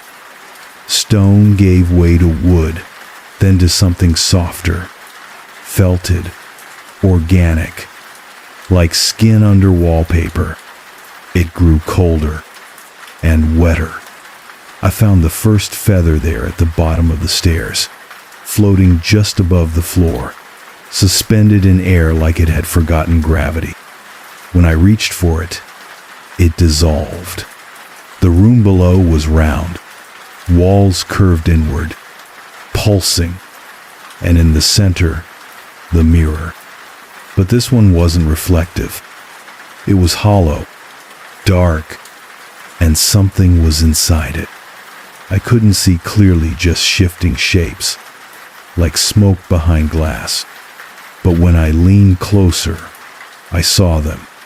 Hands, not pressed, not clawing, reaching, palms open, waiting. I stumbled back, and the room vanished. I woke up in the bedroom. No recollection of climbing the stairs. The door was locked. From the inside, the journals changed. When I checked Uncle Ellis's books again, they were different. New diagrams. New entries. Some of them in my handwriting. One entry read, "The house does not trap you. You anchor it. It grows around you according to your shape, your regrets. It wants to become memory." That night, I burned 3 of the journals. They were back on the shelf in the morning. Clean. Untouched. One had a fresh title, "The One Who Stayed." I stopped sleeping entirely. Every time I closed my eyes, I dreamt of the mirror. But now, I wasn't looking into it. I was inside it, watching myself, watching the house, waiting for the moment I would come close enough. The rain grew louder, not heavier, just closer, as if it wasn't falling from above anymore, but from somewhere within the walls. Water that ran downward, sideways, upward. I touched the wooden paneling one morning and found it breathing. Slow, deep. I pressed my ear against it and heard footsteps on the other side, pacing, pausing, listening. Then came the tapping. 3 knocks, always at 3:12 a.m. First on the wall, then at the window, then behind the mirror. I stopped eating, not by choice. The food spoiled. Even the sealed cans bloated, sour smelling. I found a trail of feathers in the pantry, leading into the dark space beneath the shelves. I didn't follow. I tried leaving, packed a bag, took only what I could carry. The fog was so thick, I could barely see the trees. I walked for hours. No sounds, no birds, only wet leaves beneath my feet, and the feeling that someone was walking just behind me, barefoot, slow. I turned around. No one. I turned forward again. The house stood in front of me. Exactly as I left it. I had never left at all. The final shift came 3 days ago. The mirror room was gone. In its place, a door. Wooden, arched, painted red. A feather nailed to the center. When I touched it, it swung inward on its own. Inside, myself, sitting in a chair, smiling, mouth full of feathers. The moment I stepped through the red door, I knew I wasn't going anywhere. Not really. The hallway on the other side was longer than the house should allow. The walls were the same familiar wood, but it had changed. Damp, soft beneath my fingertips. The grain shifted when I touched it, like it didn't want to be seen, only felt. The floor creaked beneath me, but not in protest. It creaked in response, as if each step I took was anticipated, welcomed. The corridor opened into a round chamber like the one I dreamt, but this one was real, perfectly circular, lined with narrow vertical mirrors from floor to ceiling. Each one was tarnished, as though it had aged beneath water. They didn't reflect me properly. Each glass surface showed a different version. Me, younger. Me, soaked and shivering. Me, with a stitched mouth and white eyes. Me, smiling a smile I've never worn. One mirror showed me standing still, and behind me, the reflection of something tall and watching. But when I turned, the chamber was empty. I looked back at that mirror. It was just me again. At the far end of the chamber, there was a chair, high-backed, wooden, familiar. Ellis's chair. I hadn't seen it since the first day, tucked in the corner of the study. But here it was waiting. A journal sat on its seat. No title. I opened it. Inside were pages and pages of my thoughts. Thoughts I hadn't written. Thoughts I'd had while walking the forest, while lying awake in bed. Even thoughts I hadn't fully formed yet, only brushed against in panic or dreams. The handwriting was mine, but the ink was wet, still drying. I flipped to the final page. There was a sentence. "The house remembers you because you've always been here." I closed the book and sat in the chair. The chamber dimmed. The mirrors began to shimmer, and the reflections moved on their own. They approached the glass, leaned forward, and whispered in unison. It wasn't a word. It was a feeling, something like welcome, something like submission. That's when I saw him, Ellis, or what used to be him, standing in the mirror directly ahead, the only one not fogged. He didn't speak. He opened his coat. Inside was a cavity, hollow, feather-lined, pulsing faintly. He reached inside it and pulled out a small bird, tiny, white, and still. He raised it toward me. It began to beat its wings slowly, weakly, like it was waking up. He opened his mouth, and I heard my name in my own voice. The light blinked out for just a moment, and when it returned, I was inside the mirror, not trapped, reflected. I saw myself, the me in the chair now, from the outside, but it wasn't me anymore. Not exactly. My body stayed seated, eyes open, chest still, but whatever part of me still thought, still felt, was behind the glass, watching, remembering, because that's what the house does. It doesn't kill. It doesn't devour. It preserves. Every guest becomes part of its reflection.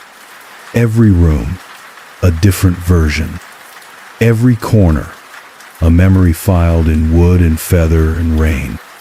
The longer I stayed, the more it shaped itself around me, until I fit perfectly, like a missing piece finally slotted into place. The birds were never watching. They were recording. Witnesses, eyes of the house, mirrors of their own kind. They sat in the trees and on the eaves, not to threaten but to archive. Each blink, a page. Each feather, a whisper. Each breath they took was one I'd forgotten. I understand now why Ellis built it. He wasn't hiding.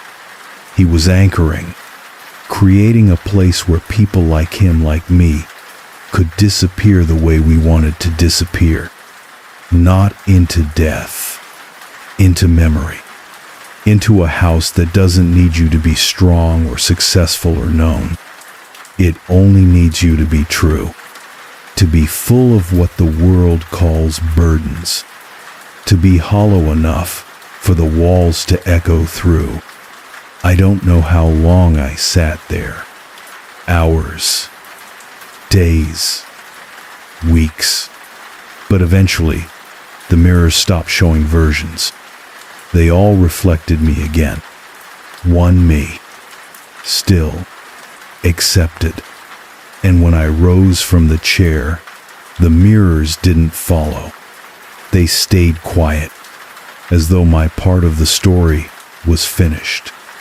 The house was still. The rain had stopped. The walls were warm.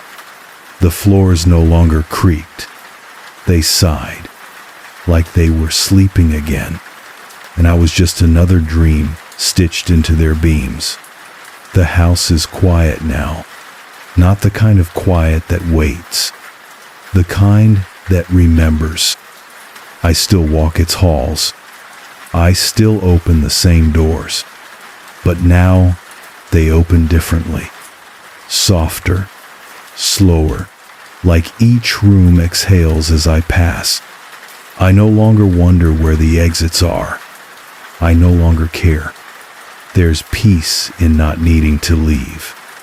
I sleep when I need to, sometimes days at a time, sometimes not at all. The difference doesn't matter here. Light filters through the windows in ways that no longer follow a pattern. Dusk can last an entire morning.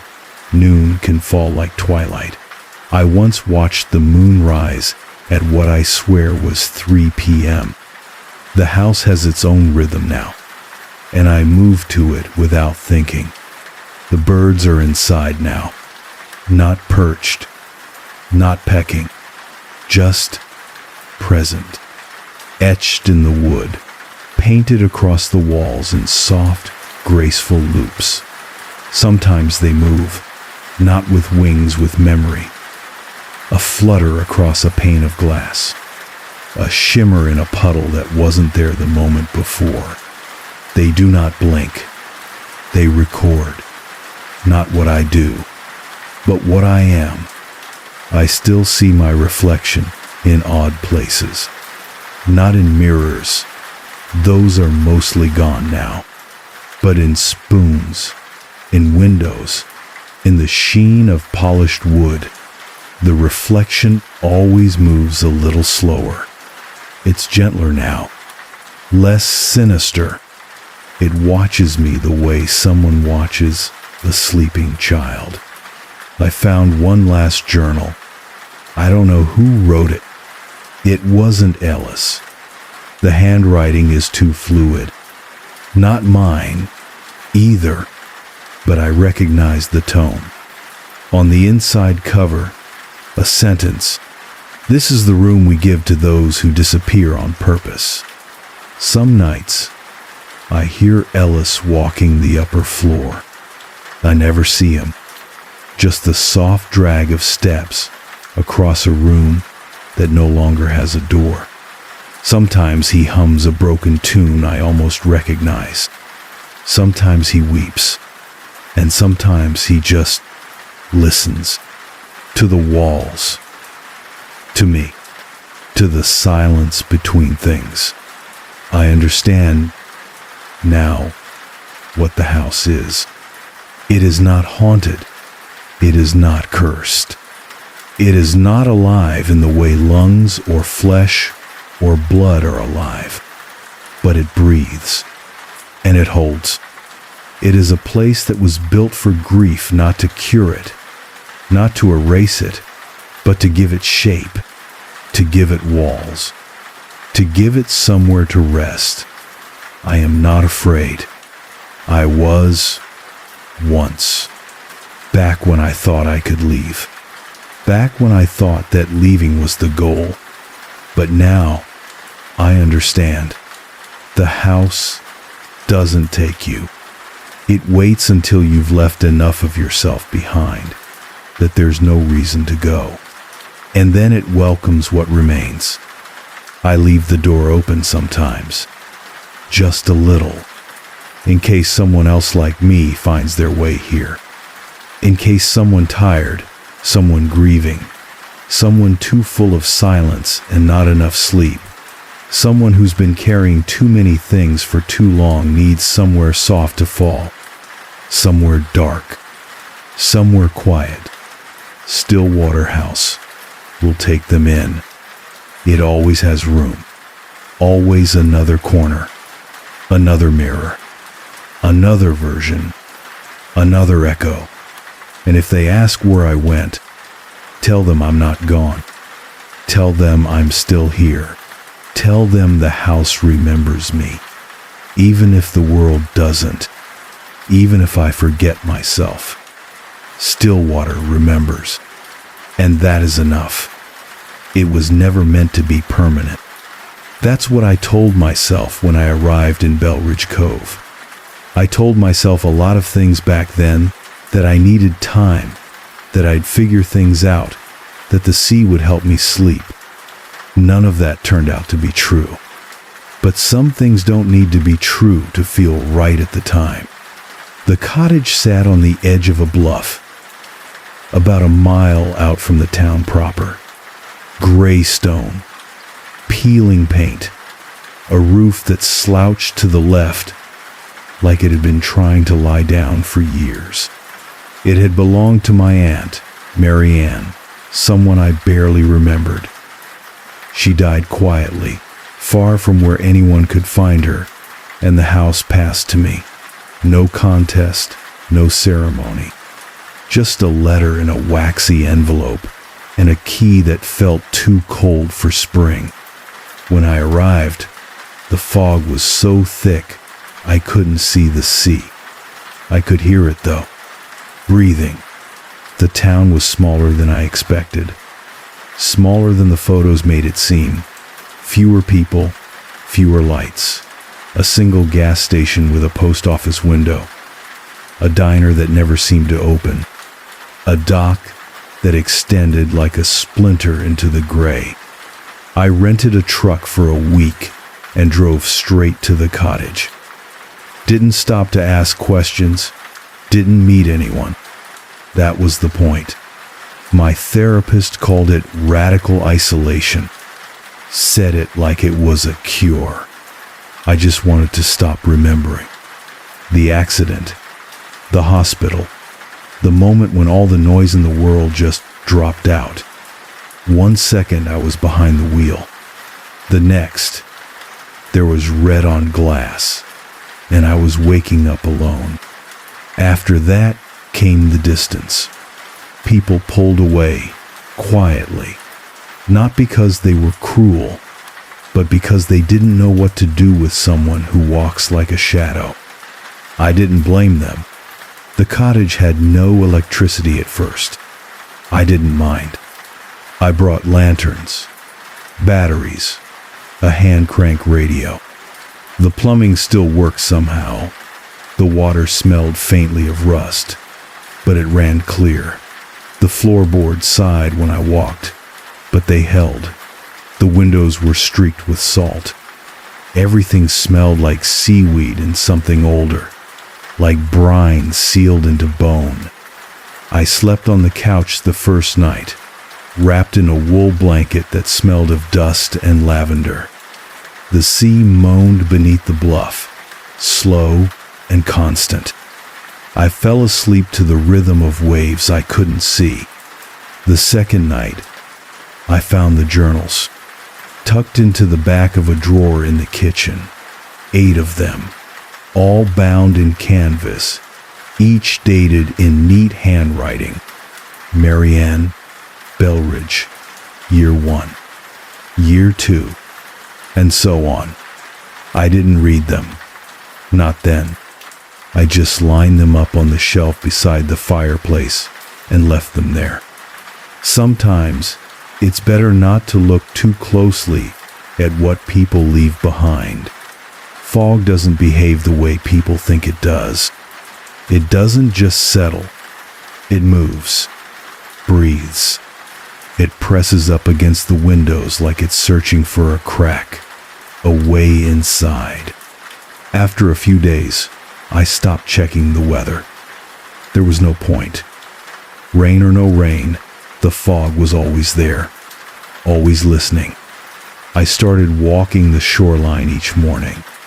The path down was steep, but manageable.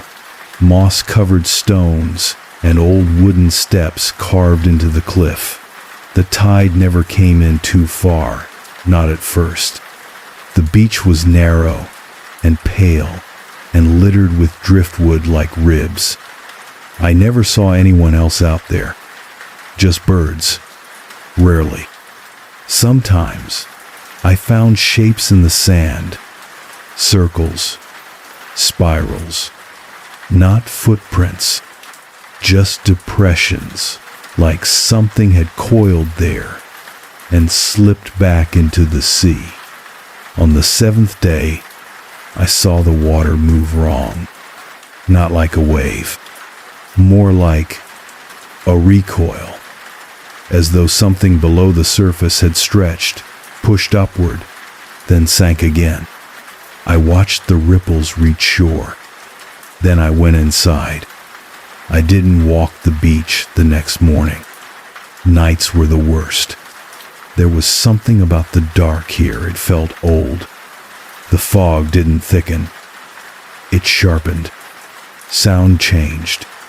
I'd hear knocks soft, deliberate from somewhere beneath the floorboards, always at the same time, just after 2:30 a.m. Once, twice, 3 times, then silence. I told myself it was pipes, but it always came from below the guest room, the one I hadn't entered yet. I opened the door on the 10th night. Just a bed, a dresser, a window that faced the sea. It looked untouched, except for one thing. A wet footprint at the edge of the rug.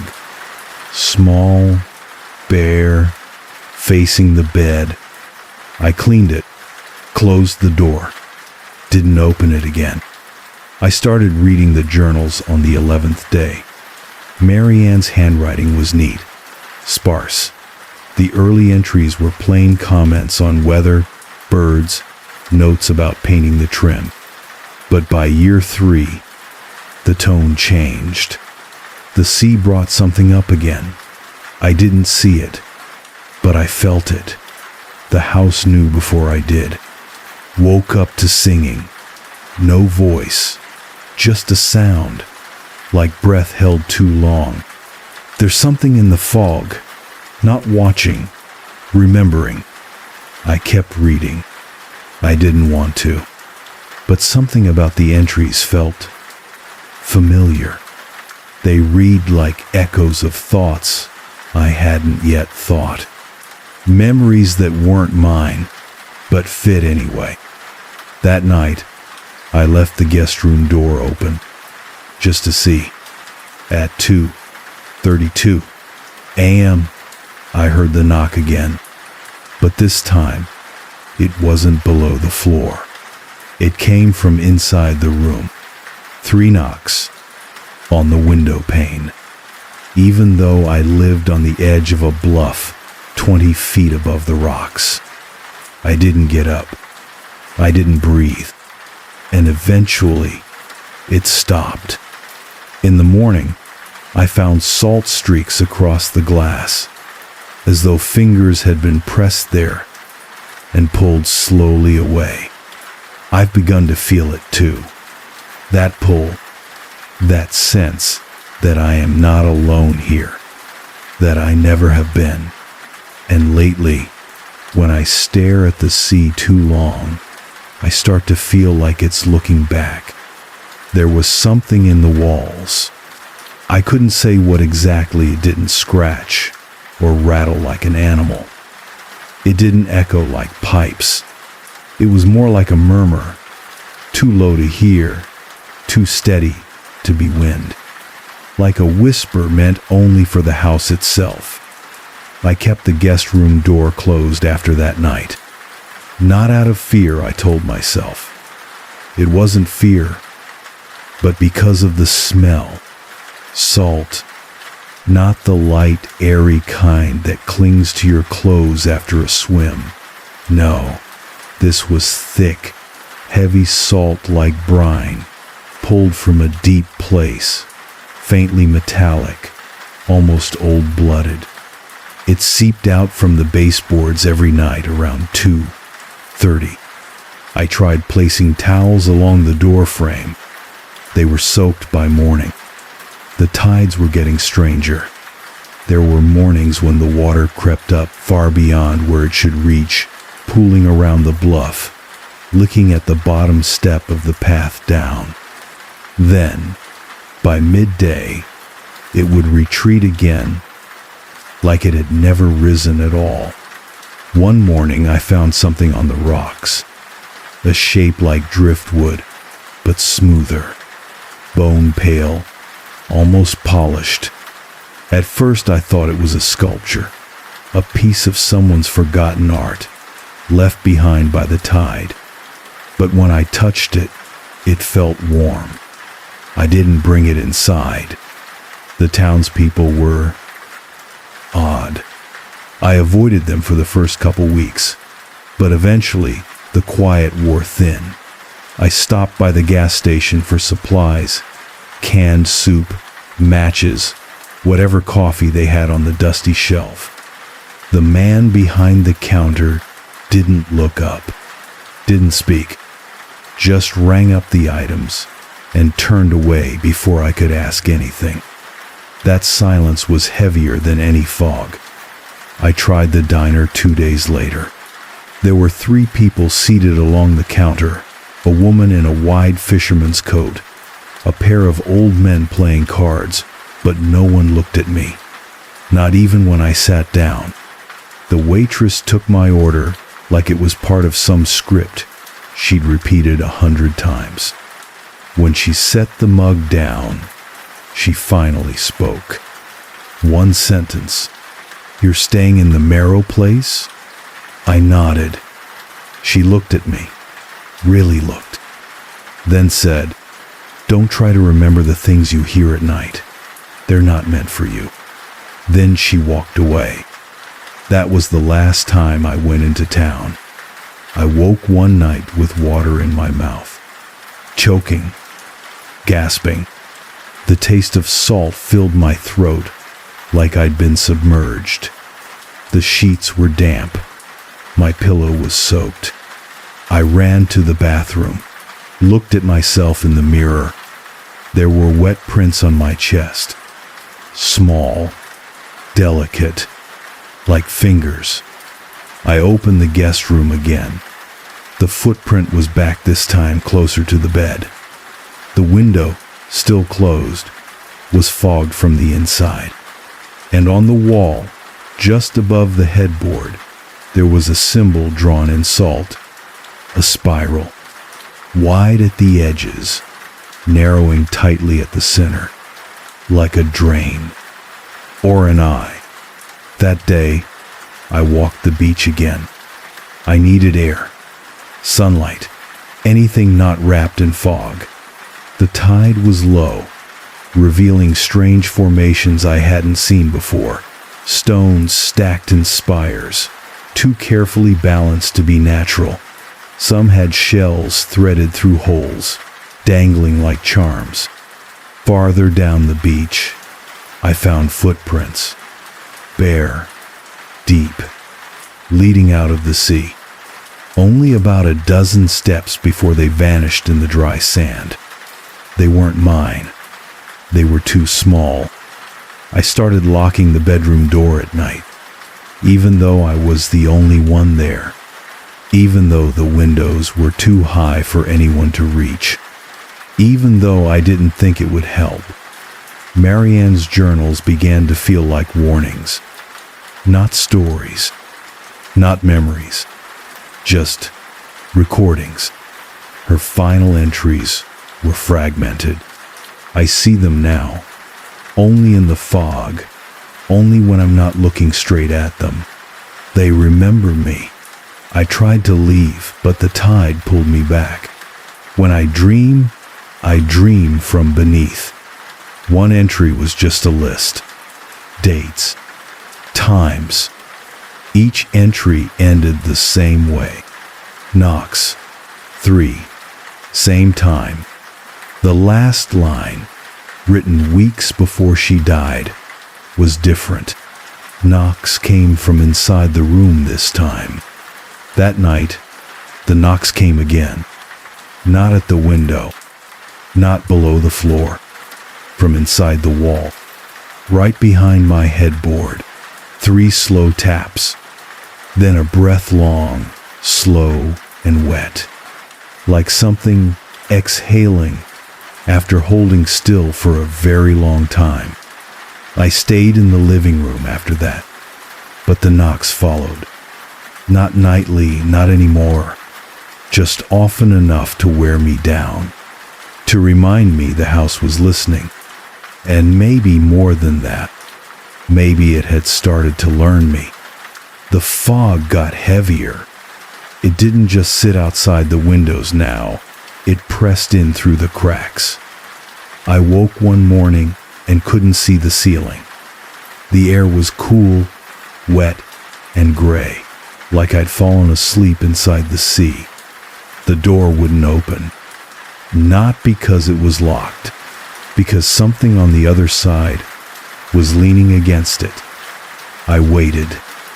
Eventually, the pressure lifted, but when I stepped out, there were wet footprints on the floor, leading from the guest room into the kitchen and stopping directly in front of the sink. I haven't turned the radio on in days, but I still hear voices.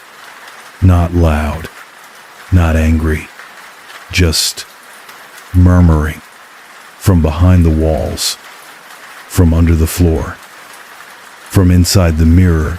When the fog is thick enough to cast light back, I can't make out the words, but I know what they mean. They mean the tide remembers me. They mean I've stayed too long. I'm not sure when I stop dreaming. I close my eyes, and time disappears. Sometimes I open them and the fog is gone, replaced by moonlight on still water. Sometimes I open them and I'm not sure I ever closed them. The salt smell is everywhere. And sometimes, just before I fall asleep, I hear a single word. Closer. I found a dead bird in the sink. Its body was waterlogged, feathers slicked to pale bone, wings folded tight as if trying to disappear. There were no signs of a break-in, no shattered windows, no open doors, just the bird, perfectly placed, as if arranged, as if offered. The radio turned on by itself that afternoon.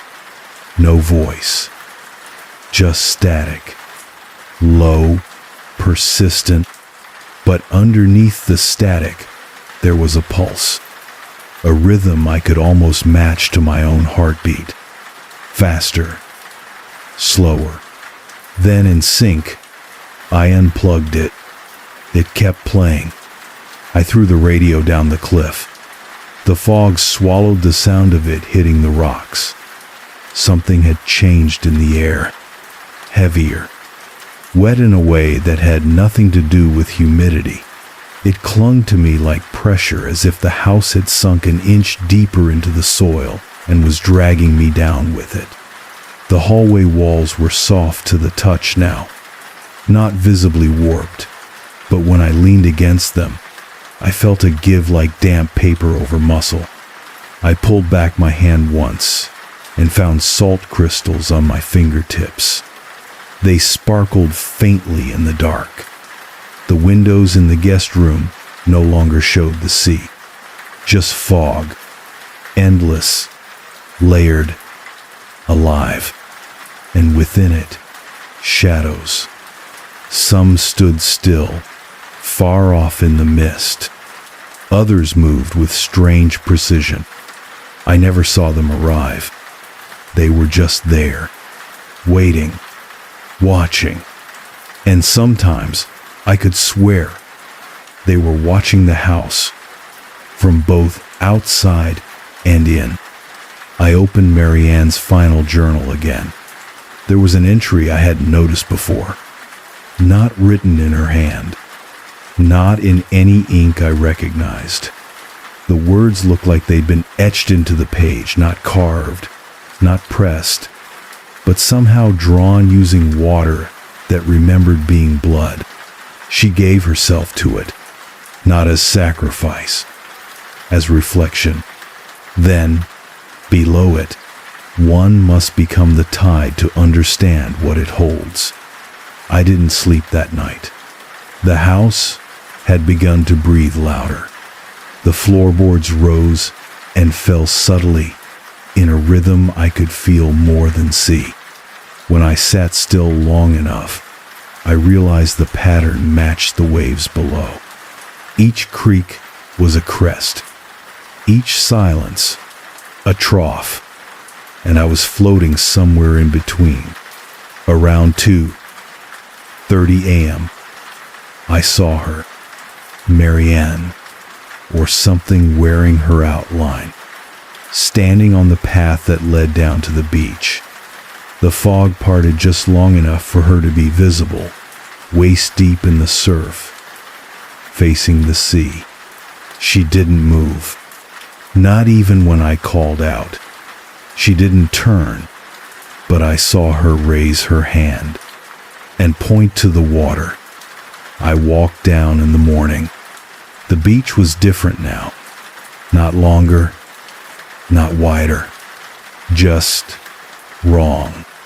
The sand sank too fast beneath my boots. The tide didn't sound right. The waves rolled in without a crash, as though they were being poured into something deeper. And the sea smelled sweet, too sweet, like rotting fruit under a layer of salt. There were more of the spirals in the sand, this time arranged in patterns, one coiled around a piece of bone, another traced along the edge of a weather-worn doll. At the far end of the beach, I found a doorway, just standing there, not part of any wall. Wooden, old, salt-warped, set into the earth like it had grown there. No knob, no lock, no hinges, but I swear it hummed when I passed it, low and soft, like a song you only half remember. That night, the walls of the cottage bled, not blood but water, dark and cold, pooling beneath the baseboards, rising through the floor. The lights, what few I had, all flickered once. And then I heard it, a voice, not outside, not in the guest room, inside the mirror, not speaking, mouthing my name, slowly, with something like hunger. I covered the mirrors with towels, but the voice stayed. And when I looked into the glass of my tea kettle, I saw the outline of a mouth just behind my shoulder. Time began to unravel. The mornings bled into one another. I stopped knowing what day it was. My watch cracked down the middle, salt forming around the gears like frost. One afternoon, I looked out at the sea and saw the moon reflected in it, not the sun. The moon, at noon, perfect and full. I looked away. When I looked back, it was gone. The house was sinking. Not physically, not in the way you'd expect, but each night, it felt further from the world. Each morning, the fog came earlier, stayed longer, and the sea had started to whisper. Actual words, now, low and thick and wet. I could never catch more than a few. Come, below, memory. Sometimes, just my name, drawn out like a song held too long. I opened the guest room again. It had changed. The walls were damp to the touch. The rug had grown patches of moss, and on the bed, folded neatly, was a dress I didn't recognize. It looked like it had been soaked and dried a dozen times. Beside it, a comb, strands of long black hair still tangled in the teeth. I tried to leave, packed my bag, walked into town. The road was gone, not blocked, gone, replaced by dunes and fog and distant ocean sounds. No signs, no wires, only seabirds crying without wings. I turned back. The house was there, closer than it had been, waiting. When I reached the porch, the front door was open. Inside, the radio was playing again, but now the static had been replaced by breathing, wet, slow, rhythmic, the same as the sea. I sat down.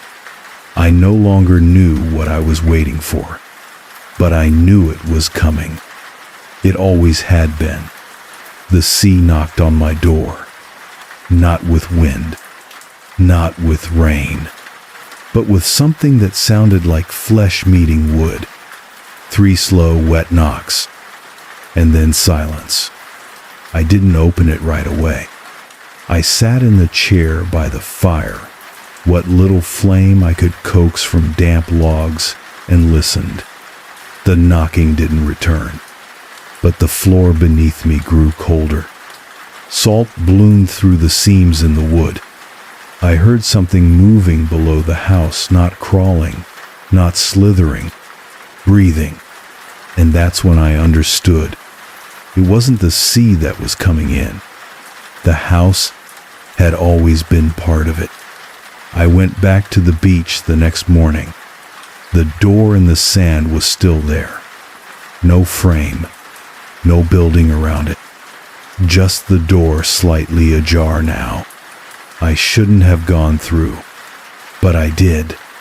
Behind it, stairs, descending into salt black stone, lit by nothing.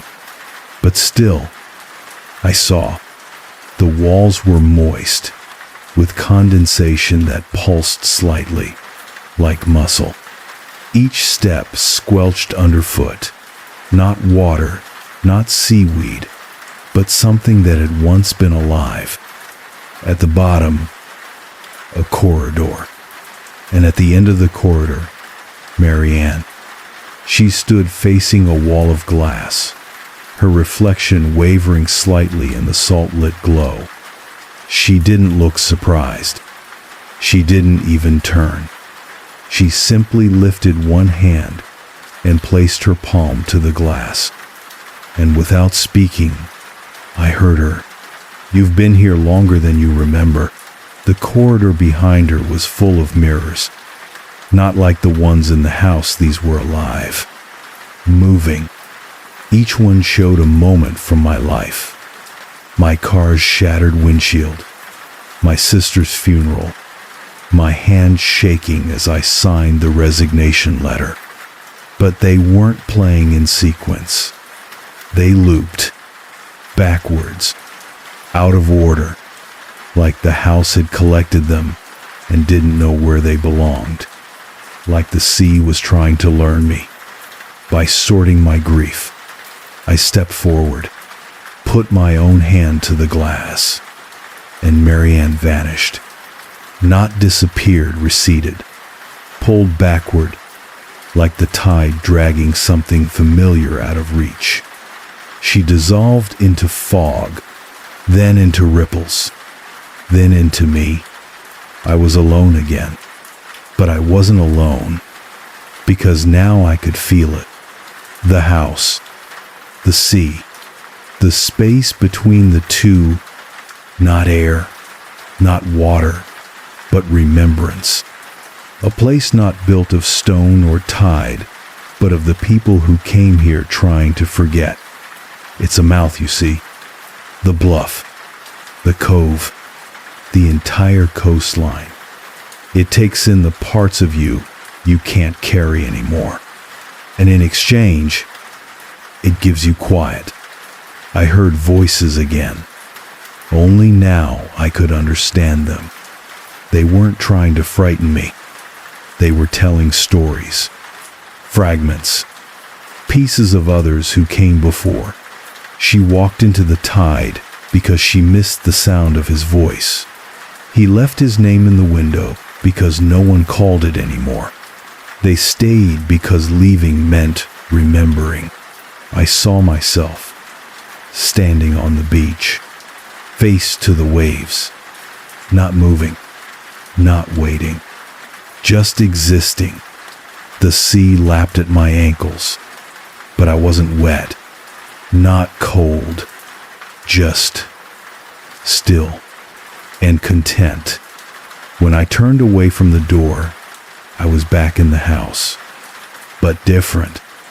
The rooms were wider, the floor softer, every mirror gone, replaced by windows that showed nothing but gray. No sea, no sky, just fog, with faint outlines of people walking just beyond sight. Marianne's journals were gone. In their place, a single page, blank, until I picked it up. Then the words formed beneath my fingers. It's not a curse. It's a kindness. To become fog, to become tide, to remember nothing, and in doing so, remember peace. The tide came in that night, but it didn't flood. It simply entered through the walls, through the cracks, through me. It filled the space between my ribs. It pressed softly into my ears. It kissed the backs of my eyes and whispered, "Let go." I don't know if I slept or drifted, but when I opened my eyes again, I was standing in the guest room. Everything still, everything wet, and in the mirror, the one I thought I'd covered, smashed, buried, I saw not a reflection, but a version of me already gone, smiling, peaceful, with sea glass eyes. She nodded once and stepped away from the glass, leaving me to step in. I don't dream anymore, or if I do, the dreams don't belong to me.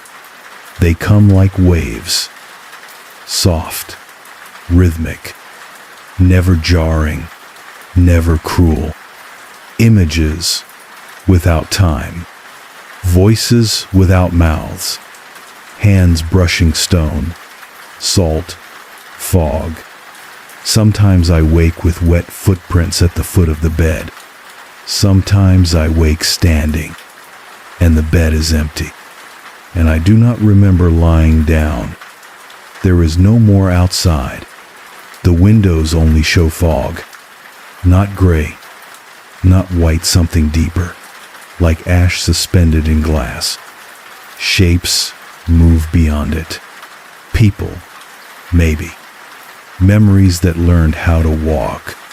I don't fear them. I watch. Sometimes they watch back. The cottage no longer creaks. It doesn't need to. We understand each other now. It exhales. I inhale. It drips. I sleep. Sometimes I hear a voice whisper a name I used to answer to, but I do not rise. I let it pass, like rain across the roof, like a name being swept out to sea. The guest room is empty again, just a bed, no prints, no fog. The door stays open now, and sometimes, late at night, I find someone sitting there. Not me, not quite, but familiar. Their face shifts if I look too long. Their smile lingers when I close my eyes. They are the part of me that left, or stayed. We're the same, either way. The beach below no longer appears on maps, if it ever did. The sea has changed it, not eroded, not reshaped, just forgotten it, in the way a person forgets a room they haven't entered in years. It no longer pulls things ashore. Now it gives them back, pieces of those who offered their names, their grief, their memories, salted bone, glass-smooth memory, shadows that taste like old lullabies. I walk there now, not every day, but often. I feel the water before I see it, the weight of it on my shoulders, the scent in the breath between thoughts. And when I reach the edge of the tide, it parts, not in invitation. In recognition, I don't speak anymore. Not because I can't, because nothing needs to be said. What's left of me is enough. What the sea remembers is enough. There's a final entry written in a notebook I don't recall opening. The paper smells of seaweed and old ink. The words are soft, barely visible like light through mist. She left because the world spoke too loudly. The tide speaks in silence and listens like no one else ever did. And below it, in smaller script, if you come here looking for answers, be ready to offer your questions in return. The sea keeps only what is given freely. I sometimes wonder if others have found this place, if they walk the same beach, if they wake in the same fog, if they remember anything before, if they need to. Because I don't.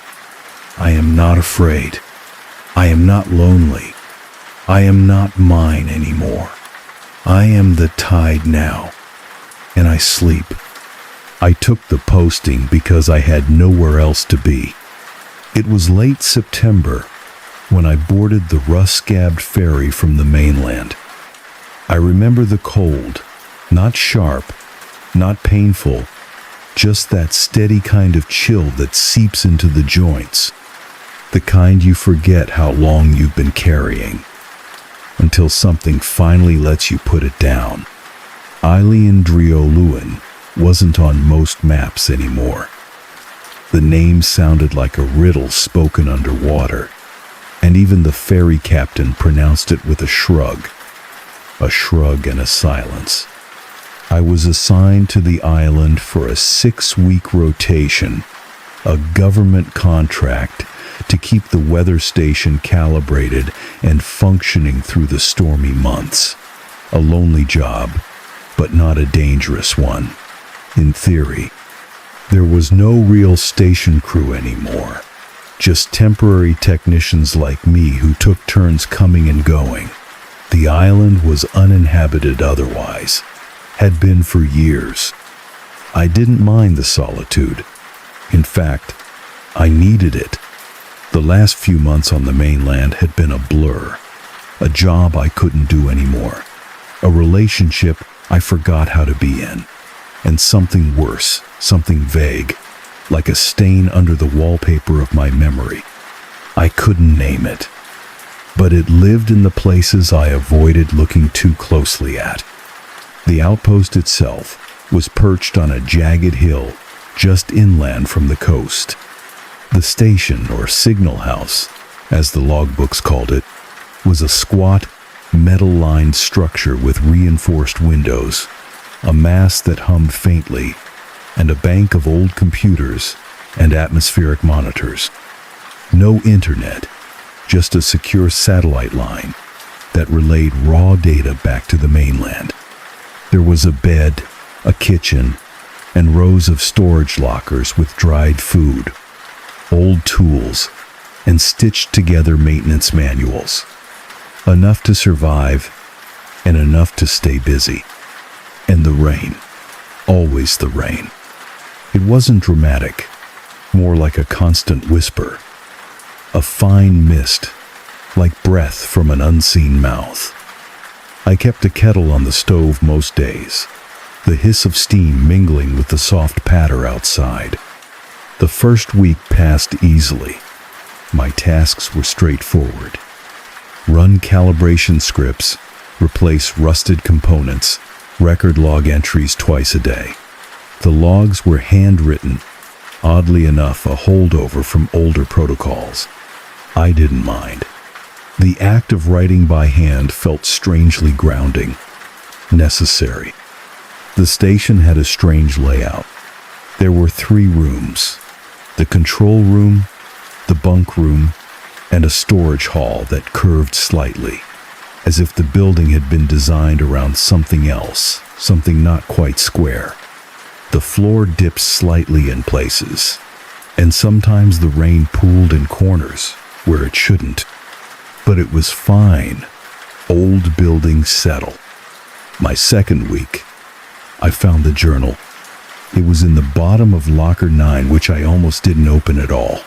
The locker had a small dent across the front, like it had been struck or crushed. The journal inside was thin, bound in cloth, and smelled faintly of salt and iron. It wasn't official, not a station log, just someone's thoughts. The handwriting changed halfway through. The entries were undated. It hums louder at night. The compass doesn't spin anymore. It just waits. I can't remember the mainland. I closed it after that, put it back, told myself it was just the ramblings of someone who'd been alone too long. But I started to notice the hum, too, a faint vibration beneath the floorboards at night.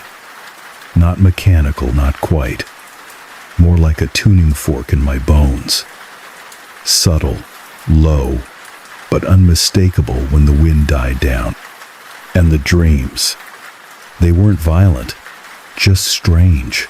One recurring image, walking down the storage hallway, but it never ended. The curved walls kept turning inward, like a nautilus shell, tighter and tighter, until I couldn't breathe. In the mornings, the hallway would seem a bit longer than I remembered. The rain didn't stop, it got heavier, but it still made no sound on the roof, only on the windows, like it was trying to get in. By the end of the third week, I stopped turning off the lights at night. I didn't feel scared, just watched. And it wasn't until I found the second journal, hidden behind a loose panel in the bunkroom wall, that I realized someone else, maybe more than one someone, had lived in this signal house much longer than they were supposed to. And they hadn't left, not all the way. I should have left the second journal alone. It was older than the first, brittle. The ink faded to a reddish brown, some pages water damaged, like they'd been left in open air before being sealed inside the wall. There were no names, no dates, just more fragments, some coherent, others bordering on delusional. It doesn't like when I sleep. The hallway was shorter today. I marked it. It took that from me. Do not answer the knock. That last line was circled over and over until the pen tore through the page. I laughed when I read it, not because it was funny, but because the alternative was a bit too close to belief. I'm not superstitious. I'm rational.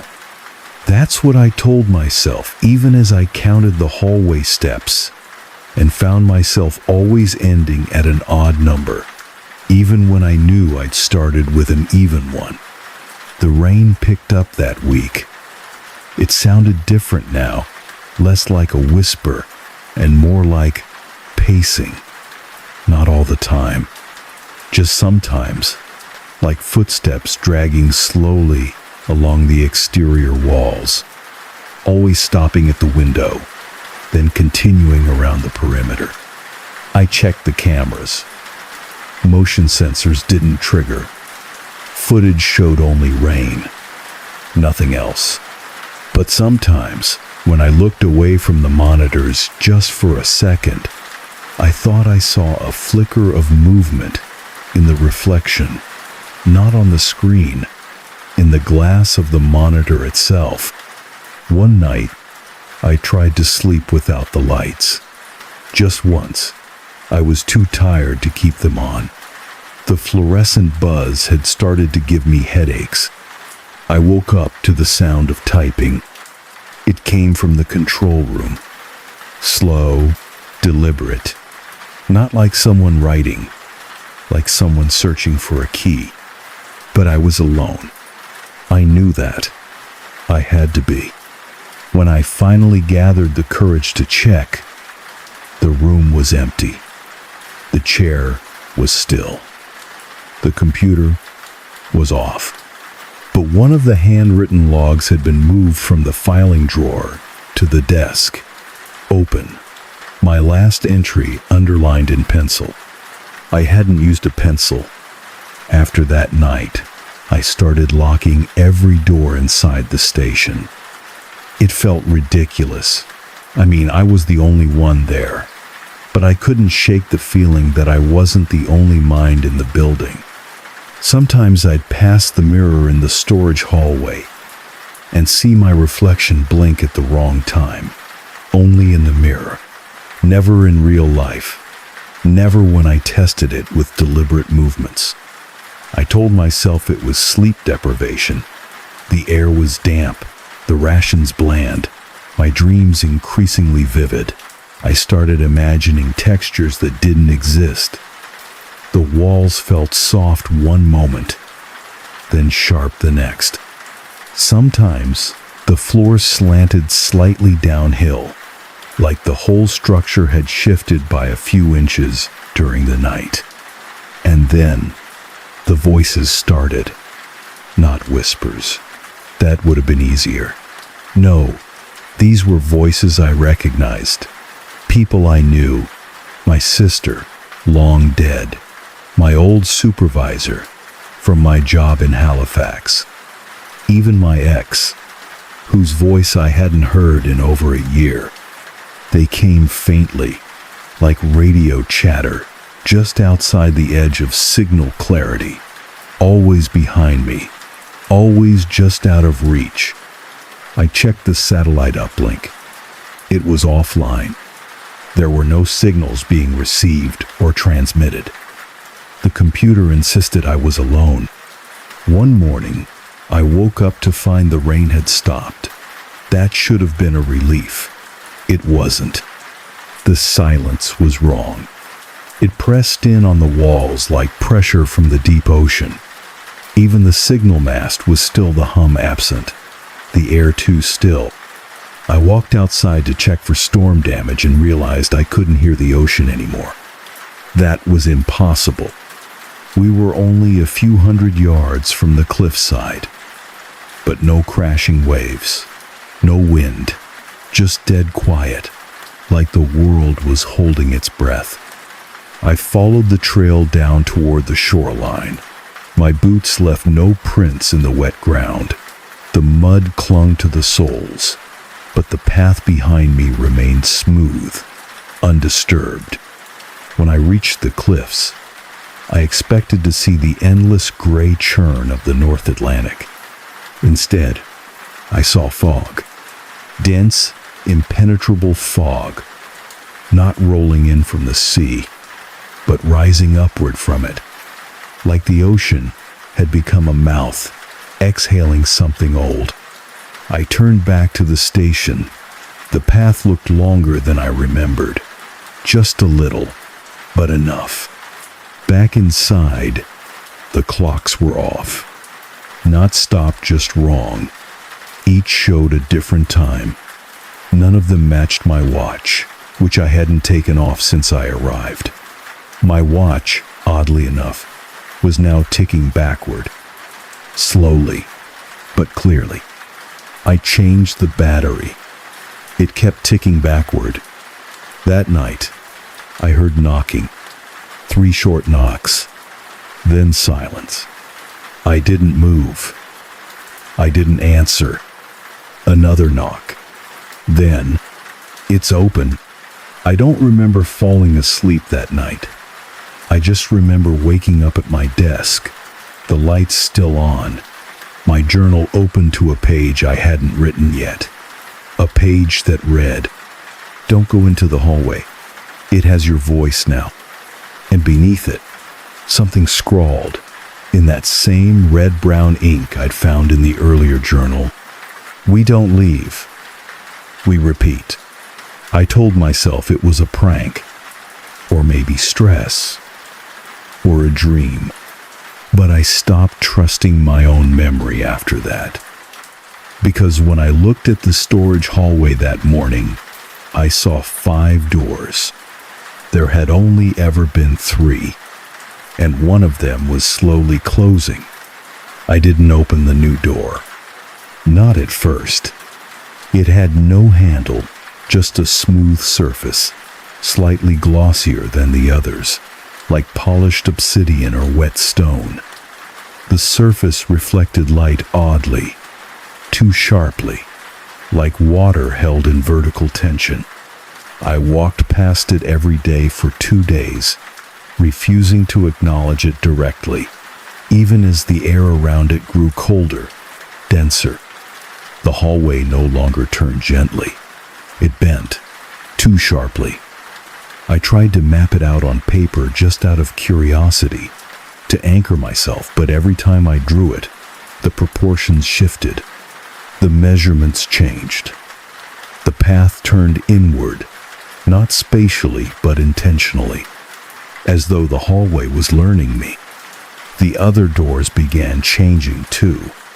I kept a habit of noting the scuff marks and rust patterns on each, but by the fourth week, they had subtly rearranged.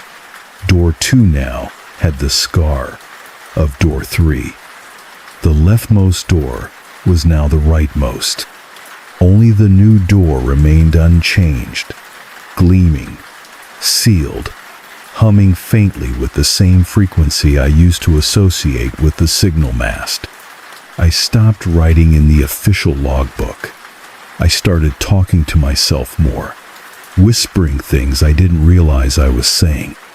I would find post-it notes with words I didn't remember writing. Don't trust the reflections. Eat before 10. It watches after that. You are not the first, but maybe the last. The rain returned. Harder this time. Heavier. But only in patches, like there was a moving pocket of storm circling the station. Always outside whichever window I happened to face. I tested the roof for leaks, but there were none. Still, the corners of the bunk room felt perpetually damp now. My clothes took longer to dry. The walls developed a strange, powdery residue that smelled faintly of static. That same week, I stopped dreaming altogether. I would close my eyes and then open them again, and entire hours would pass. My body felt rested, but I couldn't recall where my mind had gone. A black, comfortable nothing, the kind you don't question until something interrupts it. Like the knock. Always 3. Always from somewhere, not quite physical. One night, I followed the sound to the control room, and for a second, just a second, I saw someone sitting in my chair. Their back was to me, shoulders slightly hunched, fingers hovering just above the keyboard. I blinked, and they were gone. The room smelled faintly of iron, the kind of scent that comes after a lightning strike. I didn't sit in that chair again for 3 days. Then the messages began appearing on the monitors. White text, blinking against black. Not part of any program I'd ever seen. First, are you still alone? Then, we are so glad you stayed. And later, you're almost ready. I unplugged the systems. The text remained. Even on screens with no power source, I began to think I was seeing through the monitors, not at them, like they had become windows to something else, something deeper inside the station. At night, the hallway started breathing, not loudly, but you could feel it. A slow, subtle inhalation, followed by a faint exhale, warm and damp. The temperature in the corridor dropped. My breath began to fog, even though the heaters were still running. I once dropped a pencil near the far end. It rolled, slowly, in a direction that made no sense upward, as if the floor had inverted. When I retrieved it, the graphite was missing, just gone, cleanly sheared. The glass in the bathroom mirror fractured on its own, a single split, running diagonally, but my reflection remained untouched. When I moved, it didn't. When I blinked, it watched. I covered it with a towel. It bled through, not with blood, but with moisture condensation from the inside of the glass, as though something were breathing just behind the surface. I started hearing my own voice when I wasn't speaking. Not echoes, no. This voice said things I hadn't yet said, or things I would say, a half second before I thought them. And always in strange places, the drain, the ventilation ducts, the corners of the room where shadows lingered longer than they should. My own voice, practicing its lines. By the 5th week, Time no longer made any sense. The days were long and short at once. The clocks moved, then stopped, then reversed. I would write something in my notebook and find the same entry word for word in a previous day's page, already written in my hand. There were now 7 doors in the hallway, and I still hadn't opened the black one. But something opened it for me. I found it ajar one morning, just slightly. A sliver wide enough to see nothing beyond it but darkness, so deep it felt textured, like velvet stretched over bone. I didn't go in. I couldn't. But something seeped out. The floorboards were slightly darker that day. The walls breathed faster. And when I passed the old radio transmitter, I heard a faint broadcast in the static. He keeps walking. We don't need to move him anymore. He wants to see it now. I tried to radio the mainland. Nothing. No connection. Just the same static, looping, until it said, "Turn around." I did, and the hallway was behind me. Even though I'd closed the door to it earlier, even though I was on the opposite side of the station, the building was folding. Not physically, not architecturally, narratively. It was reordering itself, realigning to my awareness, like a book rewriting its chapters as I read. I stayed in the main control room for 2 full days, afraid that if I left, the station would seal behind me, that I would be locked out or locked in forever. But on the evening of the 3rd day, I found a new note on my desk. Fresh ink. My handwriting. "You'll understand soon. We needed your voice first." That night, I finally opened the black door. Not because I wanted to, but because I realized I already had. And something was waiting for me to remember what I saw inside. I didn't remember walking into the black room. I only remembered standing inside it. It was larger than the building. I knew that instantly. The geometry didn't match the outside. There were no corners, no ceiling, no floor in the way I understood them. Just an immense expanse of shadow textured like polished stone, reflecting nothing. The walls, if they could be called, that felt curved and close, and yet impossibly far. There was no light, but I could still see. I could see myself not in a mirror, but standing across from me, or next to me, or beside the idea of me. It was hard to describe. The other me didn't move. It only watched, its head tilted slightly, as though listening to something just behind the skin of the world. I opened my mouth to speak, but no sound came out. Instead, I heard my own voice reply from somewhere above, or below, or inside. "You came back further this time, and then we almost have the shape of you." I turned, or thought I did, and the room had changed, grown, not physically, but in meaning. The black walls now pulsed slowly, almost imperceptibly, with a rhythm I recognized, the humming from beneath the floorboards, the breath of the hallway, the tremor in my jaw when I woke from sleep without memory. It wasn't a building. It was a memory engine. And I wasn't living in the station. I was fueling it. There were voices layered in the dark. Mine, others, all slightly overlapping, like radio transmissions caught in a recursive loop. Each voice said a version of the same things. I thought it was just old pipes. The hallway was longer last night. It only knocks when I think about leaving. I saw myself.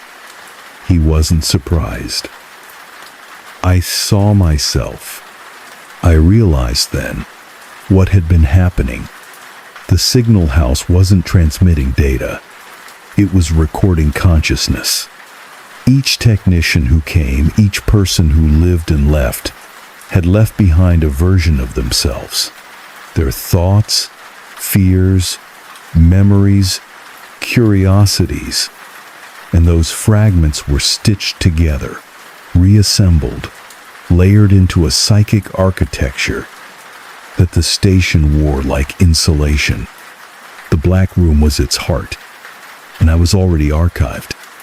I fell to my knees, or the idea of knees, and felt the floor pulse beneath me. Not in pain, not in terror, just an overwhelming acceptance. Like waking up inside your own dream and realizing you've had it before, hundreds of times, across different lives. "You've always been part of the house," said my voice. "You left yourself behind before." I tried to speak. This time, sound came, but it echoed backward.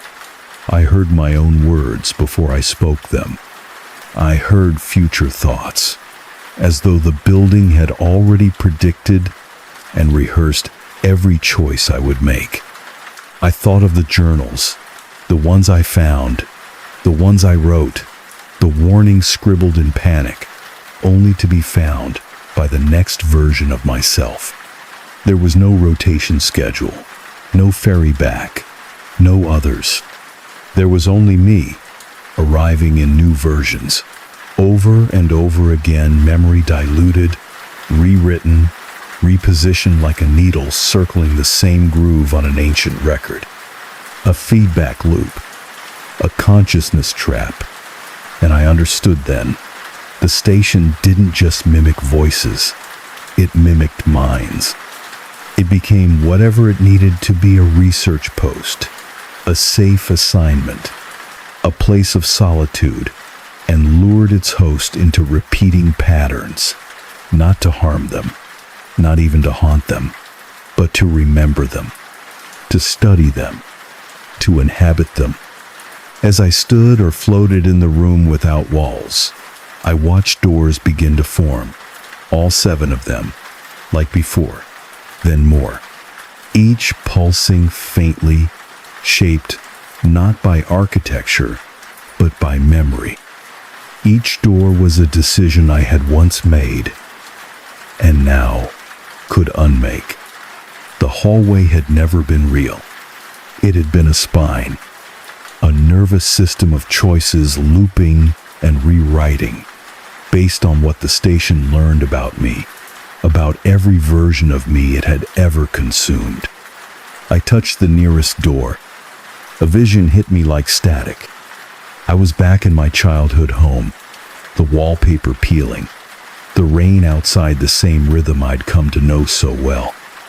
My mother stood in the kitchen, humming a song that hadn't existed.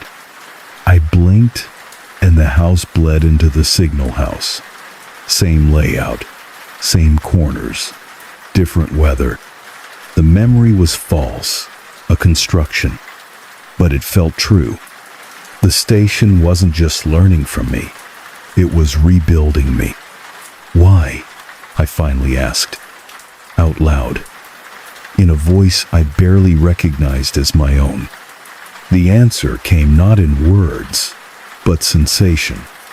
Because something must remember you. That's all it was. Not a creature, not a ghost. A structure with memory, one that feared its own death, that needed minds to imprint upon, not just to record, but to become, over and over. And now, I'd stayed long enough that the station no longer needed to study me. It could use me. When I opened my eyes, really opened them, I was in the bunk again. But the walls were different now. The photos had changed. A man I didn't recognize smiled from a frame. The logs had someone else's name at the top. But the journal on the desk, it was mine. The The words familiar, the handwriting exact, and the most recent entry read, Week 1. The station is peaceful so far. The rain helps me sleep. I think I needed this. I really do. Only, I hadn't written that yet. I tried to leave that morning, packed my bag, sealed the logs, even left a note on the desk, a warning, though I knew it wouldn't help. I walked out into the rain. It was falling again, soft and cold and endless.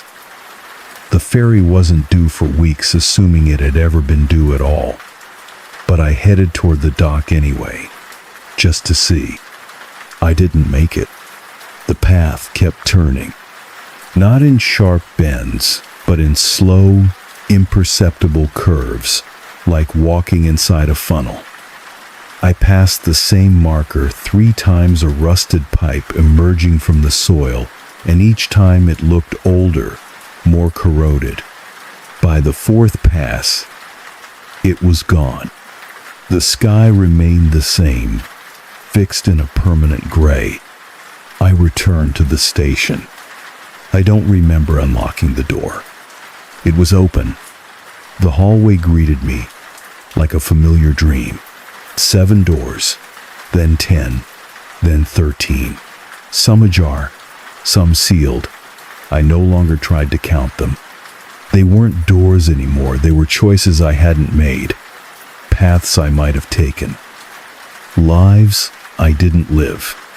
I walked past the black door. It didn't react. Neither did I. It wasn't about that door anymore. It never had been. That night, I sat in the control room and listened to the rain tap against the window in a perfect rhythm, not random rhythmic, calculated, almost curious. The monitors flickered. One of them showed my reflection. Not the room, not the desk, just me. But I wasn't blinking. I watched it for an hour. It never looked away. And slowly, it began to smile. I stopped writing in the journal after that. What was the point? Any version of myself that found it wouldn't believe it, or worse, would believe it just enough to follow the same path again. That's what the station wanted. Loops, recursions. Memory folded back into itself until nothing was original, nothing was escape. But I tried one last thing, a final entry, not to warn, not to remember, but to anchor, to remind myself that I had seen behind the curtain that I knew now. I tore out the page and hid it in the floor vent beneath the bunk. It read, "You are not crazy. You are not the first. The station is not real. It's a copy of you, growing stronger. Leave nothing behind. Not your words. Not your voice. Not even your name." The days blurred after that. I stopped keeping track. Sometimes I heard footsteps on the roof, not pacing anymore, just waiting. I didn't check. I didn't respond. And eventually, the station stopped asking me to. I think that was its acceptance. I had stayed long enough. I was part of the structure now. Not physically, not even consciously, just patterned into it, like a vein of ore running through bedrock, unreadable, invisible, essential. One morning, the hallway had only one door, just one, at the very end. I walked toward it without hesitation. When I opened it, I saw a desk, a journal, a steaming mug of tea, and a figure hunched slightly over the logbook, writing something carefully, deliberately, in my handwriting.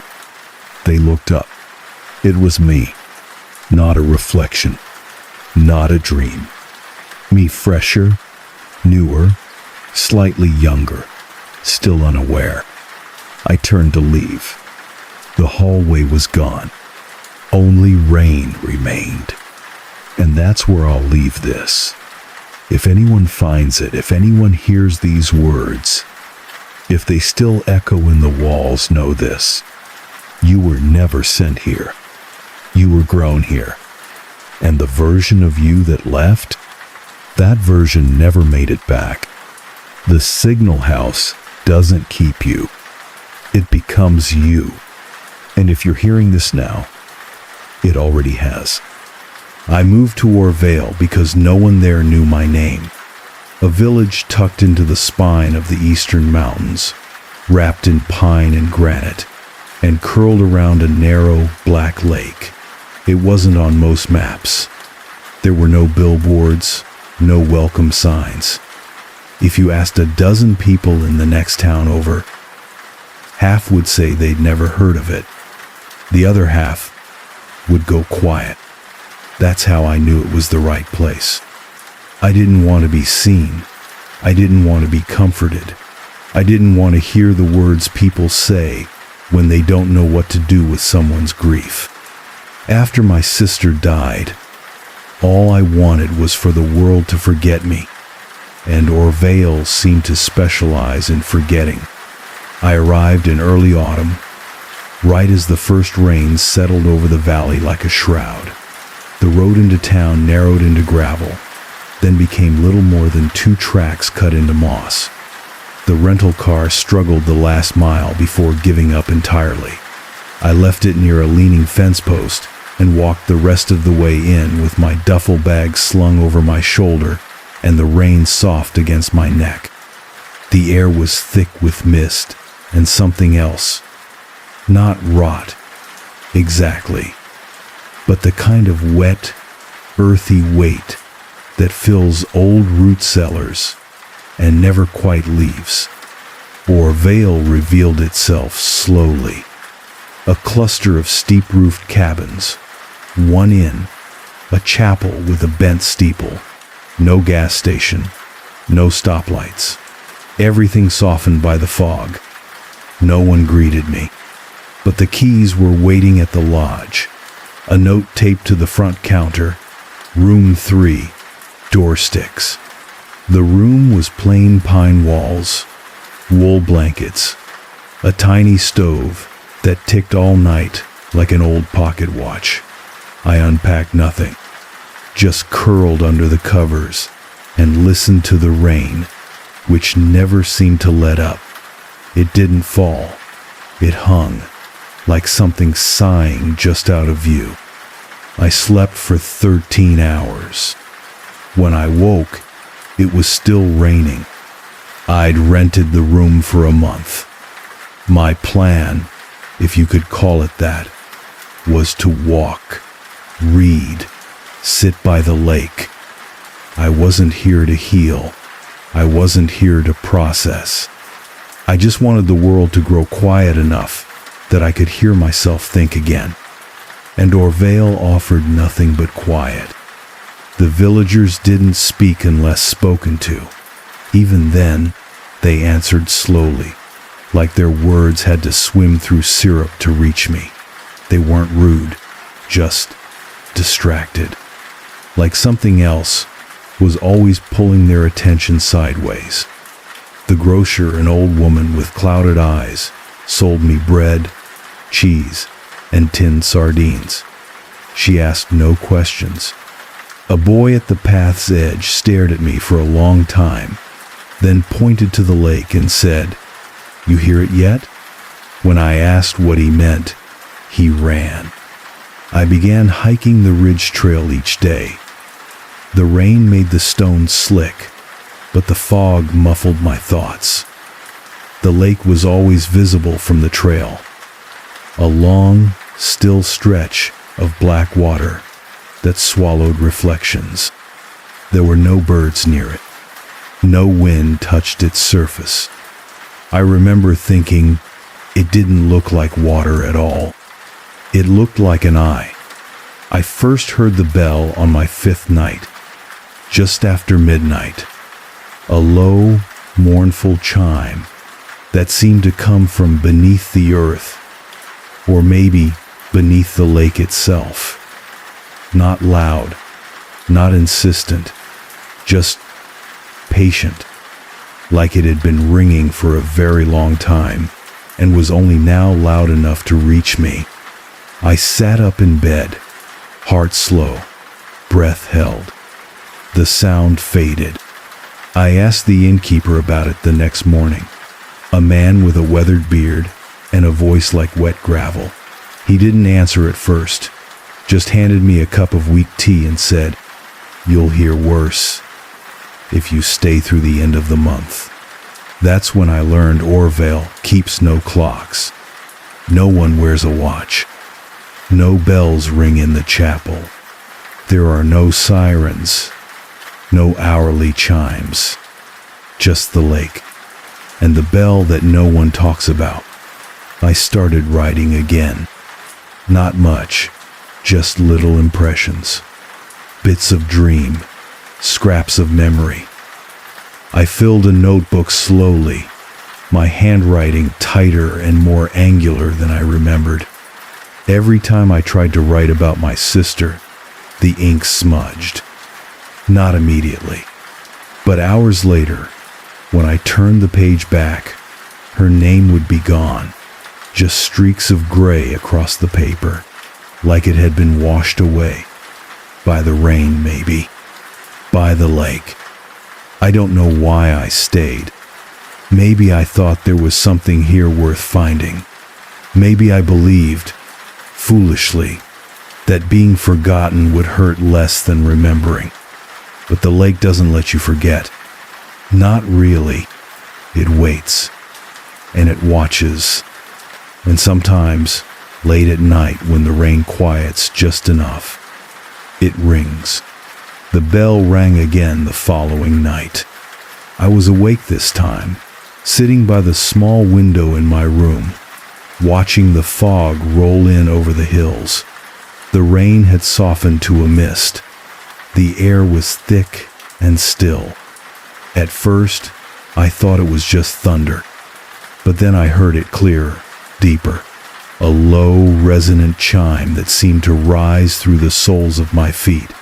I couldn't tell if it was close or impossibly far away, tolling from beneath the lake. 4 notes, each one slower than the last, each one sounding more like a voice than a bell. I asked the grocer again. This time she didn't pretend not to hear me. She just said, "We don't talk about the lake after rain." Then she smiled too wide and dropped 2 extra tins of fish into my basket without charge. Something about the sound stayed with me, not in my ears deeper than that. I began to hum it to myself without realizing, just low vibrations in my throat, like an echo I couldn't quite silence. I'd wake up with it on my lips, and I wasn't the only one. I saw a boy at the chapel steps tapping his fingers in a rhythm that matched the bell. A man stacking firewood outside the inn muttered something under his breath, a cadence I didn't recognize until later that night. When the bell rang again, same pattern, same 4 tones, only this time, I think it skipped the last one. The lake grew stranger. On still days, it shimmered as if wind were moving across it, even though the trees around it stood still. The surface occasionally dimpled, like something was exhaling beneath the water. I walked the shore daily. At first, the ground was soft and muddy. My boots left clear prints that filled slowly with black water. But over time, the mud firmed. Then hardened. Then, one morning, I found no trace of my steps from the day before, as if the lake had rejected them. People spoke to me less as the days passed. At first, I assumed it was the usual small-town indifference, but now I think they were forgetting me. One morning, the innkeeper called me stranger again, even though we'd spoken every day for 2 weeks. The grocer double-checked my name when I paid as though hearing it for the first time, and the little boy by the chapel ran from me like he didn't recognize me. That was when I checked the guest book in the lodge foyer. My name wasn't there. I was sure I'd signed it when I arrived, but there was a gap, 4 blank lines, then a signature from 5 months ago. When I touched the page, the paper felt wet, but only to my fingers. I had a dream that night, the same one I'd had as a child, but warped. I was standing at the edge of the lake with my sister, only she wasn't my sister anymore. Her face was wrong, too long, her eyes full of reflected water, like deep black mirrors. She reached for me, her fingers dripping not with rain, but with something thicker like memory leaking from a wound. She whispered, "They always come back when it rings." I tried to leave the next morning. I packed my bag, paid my room, and began walking the road back to my car. Only it wasn't there. The fence post was. The bend in the trees was the same, but the road kept going and going. I walked for nearly 3 hours before I came to the village again from the opposite direction, like the road had looped, like the forest was holding me in place. The villagers didn't seem surprised to see me. One man even nodded and said, "First time doesn't usually last that long." Then he blinked, confused, and turned away before I could ask what he meant. I started marking the days. Scratches on the underside of my nightstand. Tally marks. After 10, I'd rest a day. But when I checked again the following morning, there were always only 5. Reset. Restarted. And on the 5th night, the bell would ring. 4 tones. Always the same. Until the 6th night when it rang 5. And I felt something shift in the floor beneath my bed. The rain no longer left puddles outside my window. It soaked the world, but left no trace. I watched drops hit the ground and disappear, soundless, like the water was being taken rather than absorbed, like the land didn't need it or didn't want to show it. I opened my notebook and found pages I hadn't written, passages about the lake's bottom, about ruins beneath the surface. A line etched in ink I didn't own. The bell is not a warning. It's a door. And another beneath it. They remember you, even when you forget. I started forgetting other things. Where I put my boots. What day it was. How many weeks I'd been here. When I checked my phone, not for a signal, just to orient myself, the screen was blank. Not black. Blank. And the reflection it cast in the glass didn't match my face. The mouth was smiling. That night, I stood on the shore until the fog closed in. The bell rang again. This time, not from beneath. It came from the woods behind me. A low chime. Then a second. Then silence. And I swear I heard someone say, softly, "You were never alone by the lake. I haven't slept in 2 nights. The rain is in the walls now, dripping even when the skies are clear. The sound follows me a rhythm, like breathing, not my own. The lake is full, too full, like it's about to spill, like something beneath it is rising. And with every chime of the bell, I feel it remembering me. I stopped counting the days after the 6th bell. It rang just before dawn low, wet, and somehow closer than before. I'd stopped writing the sound down in my journal. There was no point. I could feel it in my bones now. The notes echoed in my teeth, in the backs of my eyes, humming even in silence. It didn't just sound from the lake. It sounded through me. I kept to the trails that day, but the mist was thicker than usual, milky, with strange currents in it, like the air was moving underwater. I could only see a few feet ahead. My breath fogged in front of me, then hung in place, not drifting, not dispersing. The lake wasn't visible from the ridge. That had never happened before. I climbed higher. Still nothing. Only the fog. Only the bell. That evening, I returned to the inn and found a package on my bed. No note.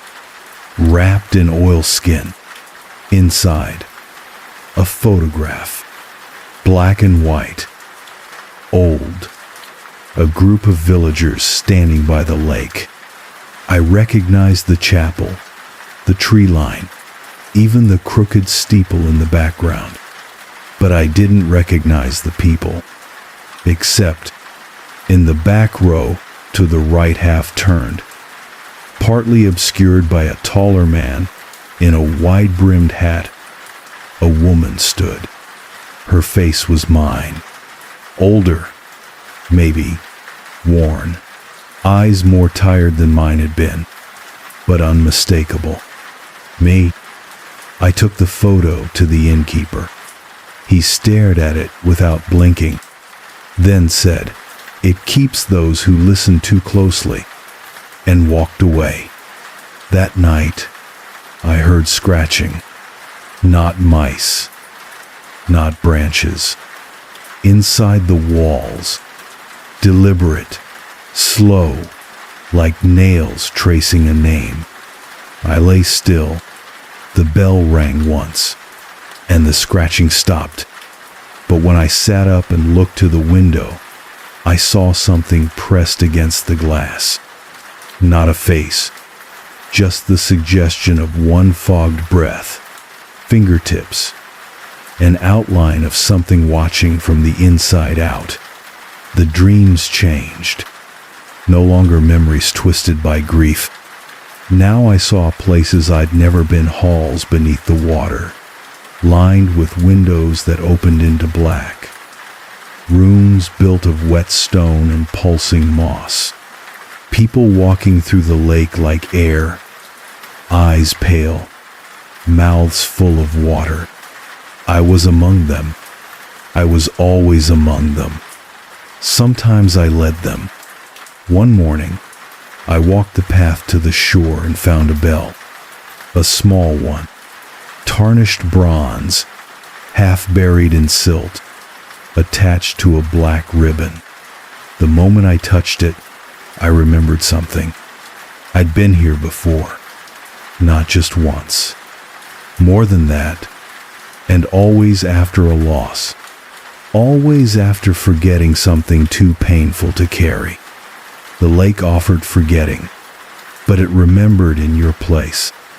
The villagers no longer made eye contact. Some turned away when I passed.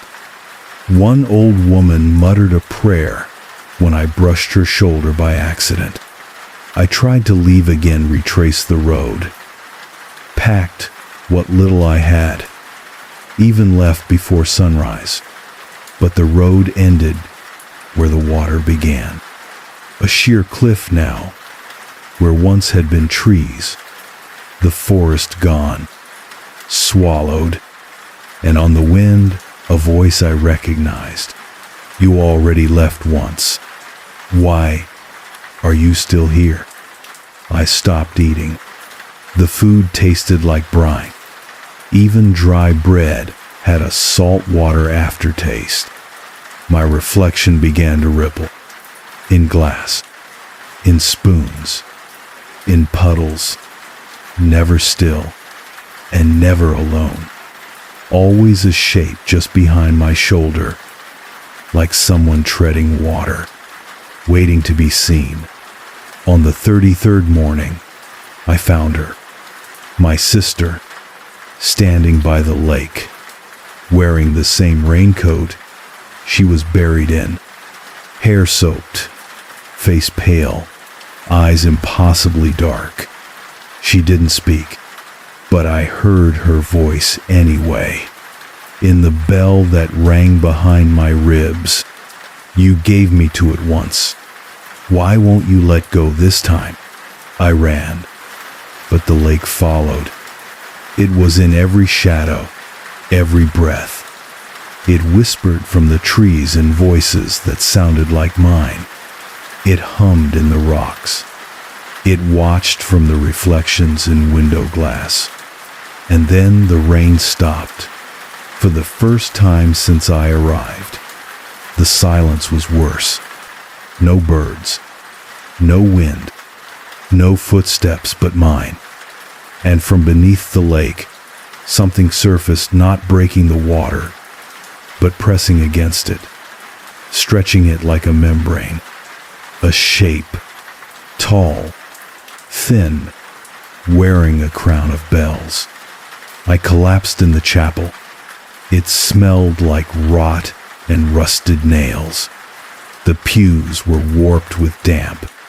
On the altar, someone had written in charcoal, "To be remembered here is to be kept." And beside it, the bell is not the first sound. It is the last. I dreamt that I drowned, but it wasn't a nightmare. It was returning, slipping into warm darkness, the feeling of weight lifting. And beneath the surface, arms caught me gently, not to pull me down, but to hold me still, to keep me from breaking the surface again. When I woke, I was soaked, my bed dry, my boots dry, but my skin soaked. My hands smelled like lakeweed and old copper. There was dirt beneath my nails, and my mouth tasted like memory. The fourth bell rang at dawn. No rain, no wind, just that slow, wet chime rolling through the fog, heavy and inevitable. This time, it didn't fade. It just kept ringing slow, rhythmic, as if the lake had stopped echoing and started breathing. I knew where it was coming from now. Not below, not around, inside. I didn't bother packing. I just walked, past the chapel, past the inn, down to the edge of the water, where the fog clung like gauze to every branch and stone. The path was different now, wider, cleared. Pine needles swept clean, as if something had made way for me. The lake was mirror flat. No birds, no ripples, no reflection. And at the shoreline, I found her again, my sister, standing knee-deep in the water, pale hands at her sides, hair wet and tangled with lakeweed. She wasn't smiling, but she wasn't afraid. Her voice wasn't hers. It came from the bell deep, resonant, filling the space between my thoughts. You left me once. Then you forgot you did. I shook my head. No, I whispered. You died in the hospital. The bell rang again, and I saw it, how it really happened.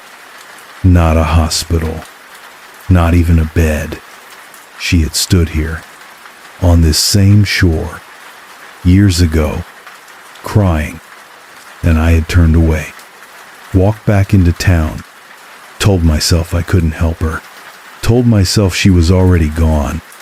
The lake had taken her, not killed, taken, the way it takes everything too heavy to carry. Grief, memory, names. It doesn't drown you. It holds you, keeps you unremembered. until the bell rings again. I stepped forward. The water was warm, deeper than it looked the moment I moved. I sank to my knees, then waist. No resistance, only welcome. She reached for me, and I took her hand. Suddenly, we were beneath the lake, not swimming, standing, like the water had been replaced with glass or time. Around us, structures, stone arches, collapsed stairs, carved figures weathered by centuries of silence. A city, dead, sunken, sleeping, and at its center, the bell, massive, suspended between two root-covered columns, made of something too dark to be metal. It pulsed with every toll, not with sound, but memory. And from its surface, names, endless names, carved deep, including mine. "You came here to forget," she said, "but forgetting doesn't make it not yours. You left, but it kept your shape, and now it's ready to use it again." I backed away, but the lake held my feet like hands. I turned and saw myself walking the shore. Newer, brighter, a version of me from before the grief, before the forgetting. They didn't look back. They just followed the path into town, and the villagers welcomed them, smiled, nodded, as if they'd been waiting for this version. The bell rang a final time, and I remembered everything. My sister's voice, begging me to stay. My own fear, too heavy to bear. The way I told myself I hadn't heard her clearly. The way the lake made it so easy not to remember. The bell rang again, but it didn't chime. It spoke. "We keep what you won't. We remember what you erase. You are the shape we show to others, so they can forget too. You are the bell." Now, I opened my eyes. I was back in my room, dry, cold. The journal was open, pages blank, only one line, centered in perfect script. "You are the last toll. It hasn't rained in 3 days, but everything is still wet. The walls sweat. The windows drip. My breath hangs in the air like fog. The lake isn't outside anymore. It's everywhere. I don't leave the room much. No one knocks. No one calls my name, not that they remember it. The innkeeper passes by my door some mornings, whistling that same slow 4-note tune the bell used to ring. I think he was here once, like me, a long time ago. The mirror above the sink no longer shows my face. It shows the lake, always from above, always with the same figure walking its edge. Sometimes the figure is me. Sometimes it's someone I've never seen: a child, an old woman, a man with a cane. But the fog always follows them, and the bell always rings, even if they pretend they can't hear it. I've tried writing again, but the ink turns to water before I finish a sentence. Only one page ever holds its shape, the last one in my journal, where the words are already written. "You came to forget, but forgetting has a cost. The lake keeps everything, even you. I stand at the shore often now, not to leave, not anymore, just to listen. The water is always still, always waiting. When I speak, it listens. When I cry, it reflects me. And when I fall silent, it answers. Soft waves, a breath against the stones. a memory I'd almost lost. She comes sometimes, my sister, not a ghost, not even a dream, just herself, as she was, smiling, whole, but I can't reach her now. She's deeper than I am, further into the forgetting.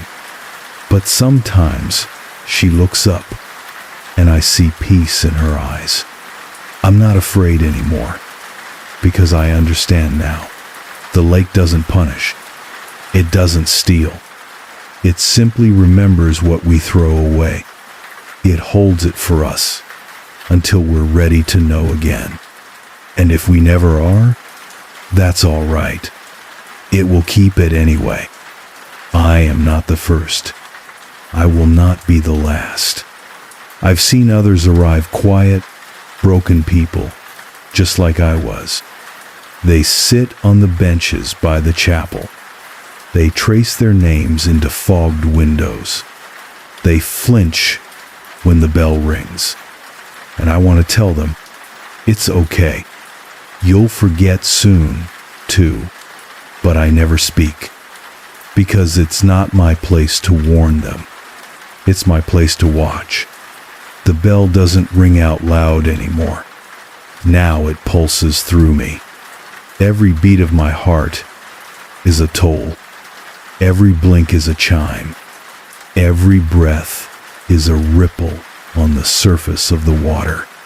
So if you hear it, wherever you are, a slow, low chime beneath the sound of rain, a pattern in your dreams you can't place, a song you hum without knowing why, stop, listen, and ask yourself, what did I forget that the lake still remembers?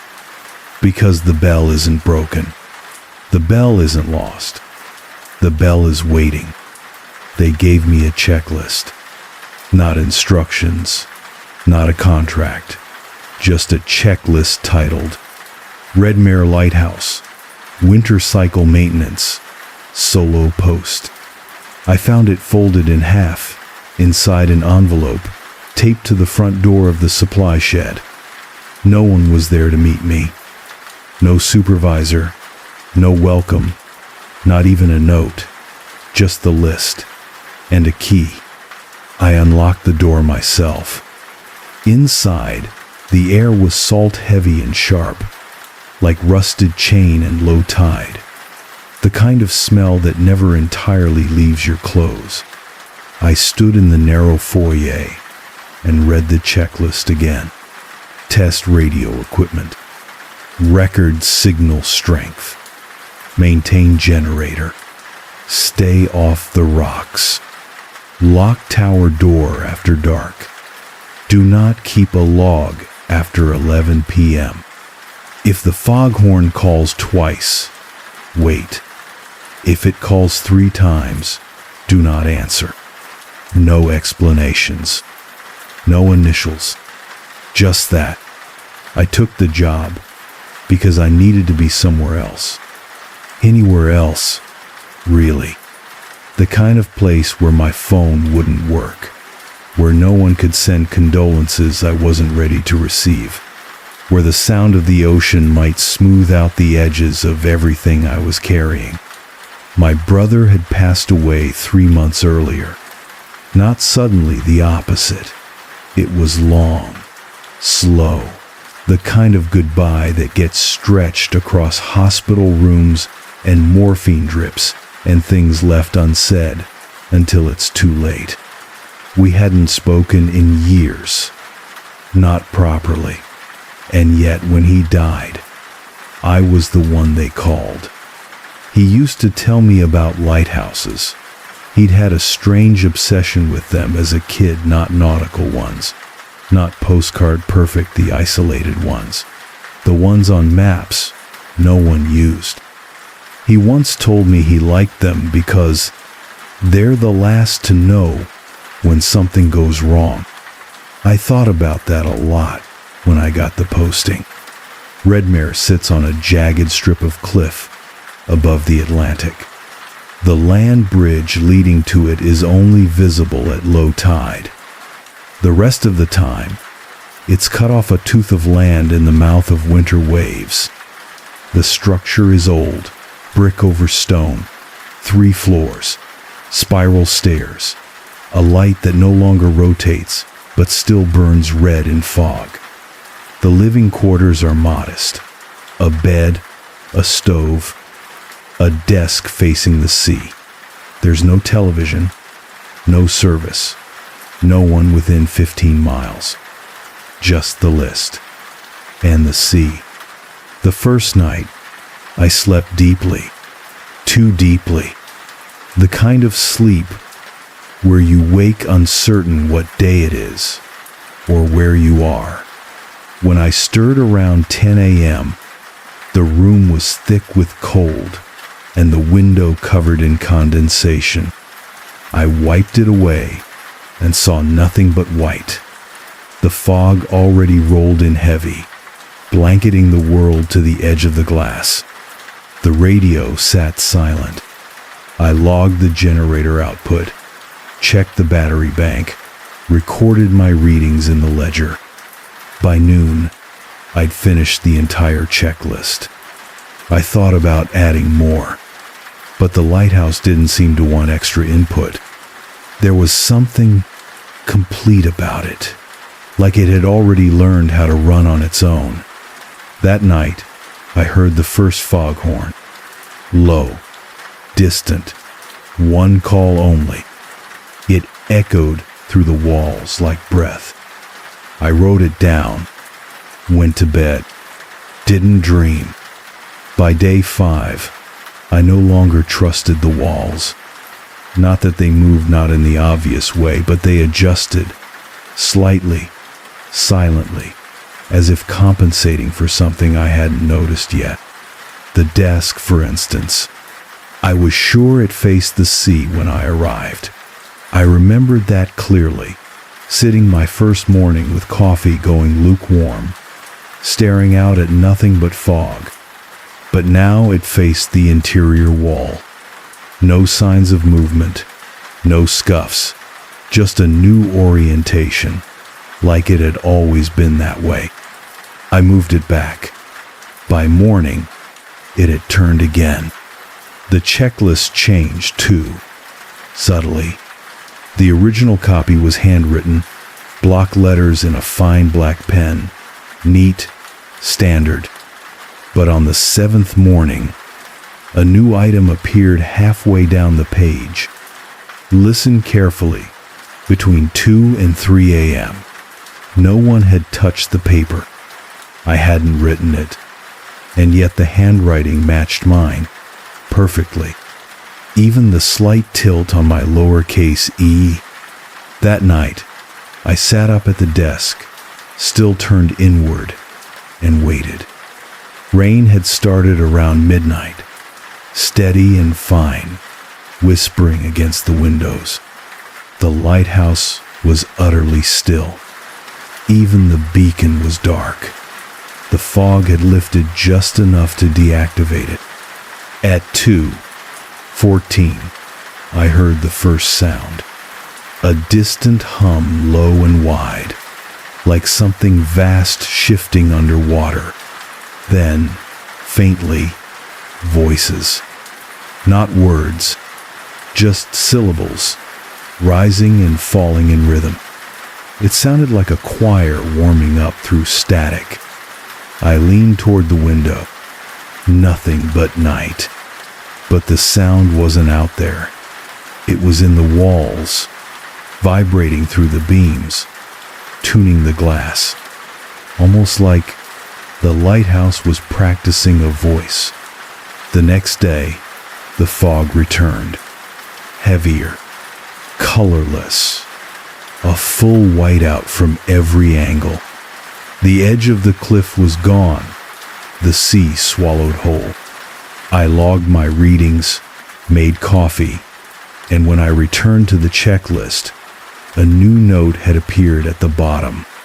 Don't turn around during the 3rd horn. There had been no second. That night, at 1, 56 a.m.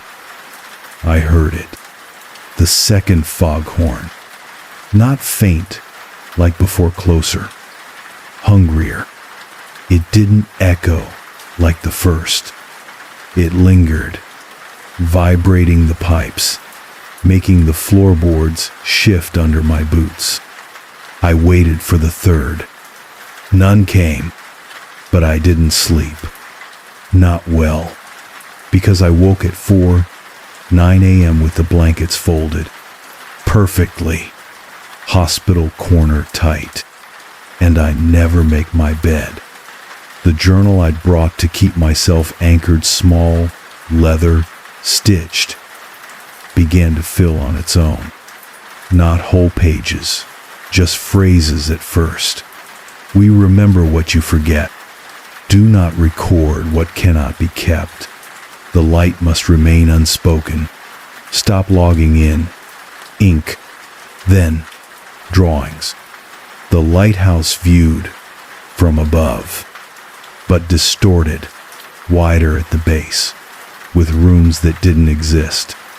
One spiral extended downward, below the rock. On the 10th morning, the foghorn blew once again. Just once. Low, barely audible, but this time, the checklist was already updated. I didn't notice at first, only when I flipped it over, looking for the last day's entries, and found 3 new rules handwritten in the margins. If the light shines red after 4 a.m., close your eyes. If you see your reflection in the beacon glass, do not wave. If something else is in the stairwell, do not descend. I stood at the bottom of the tower for nearly an hour that night, listening, waiting, but the stairs remained empty. The red light never turned on. Still, I couldn't shake the feeling I was being trained for something, that the lighthouse had started timing me, like I was part of a routine it had run through many times before. By the 12th night, I began waking to completed logs I didn't write. Each morning, the maintenance ledger would be filled in generator readings, wind speed, tide schedule, even signature, in my handwriting. But I remembered only fragments of the night before. How I had started the entries, how I had blinked, and suddenly they were finished. Dates accurate, details correct, but distant, like watching a recording of myself doing it rather than remembering the act. I stopped using the journal. It kept answering me. I'd write a single line. I didn't hear the horn last night. And the next page would contain, you did. You just weren't supposed to respond. One night, I tore out a page and burned it in the wood stove. The next morning, the entry had returned. Same handwriting, same ink, just slightly. Earlier in the book, the beacon began to rotate again. I never turned it back on. One evening, around 3:00 a.m., I climbed the tower out of habit and found the entire mechanism humming softly, the lens sweeping in a perfect arc, despite the switch at the base still flipped off. I stood in front of the glass, watching the red light pass across the fog, and for a moment, I saw my own reflection not mirrored exactly, but delayed. It moved just a half second too late. Then, it smiled. I hadn't. That night, the foghorn called 3 times. Soft, measured, from far out at sea. I froze, remembering the checklist. If it calls 3 times, do not answer. So I didn't. But the tower shook anyway, just slightly, as though disappointed. On the 15th day, I discovered the second journal. It was tucked beneath the floorboards of the sleeping quarters. Wrapped in oiled canvas, the leather was worn smooth, pages soft, stained with seawater, and on the inside cover, in faded ink, R. Loring, winter cycle, year unknown. I read it cover to cover. The writing started strong, technical, observant, then gradually shifted. Shorter entries, stranger phrasing. By the halfway point, the tone had changed entirely.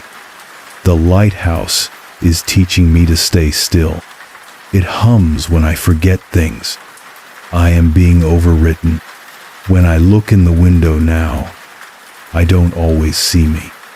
She speaks through the fog. Her rhythm is the horn. The final page simply read, "I've finished logging." She logs me now. I couldn't sleep that night. Every shadow seemed to ripple, not move, not grow, just shift in tone, like they were listening. The red light flickered once, twice, then stopped. And in the dark, I swear I heard footsteps in the stairwell, not approaching, just waiting. On the 17th morning, I awoke to a sound I couldn't place.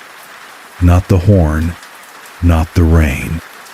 It was soft, mechanical, typing. I followed it to the desk. The typewriter I hadn't touched since arriving now, tapping by itself. Each key pressed slowly, deliberately, spelling out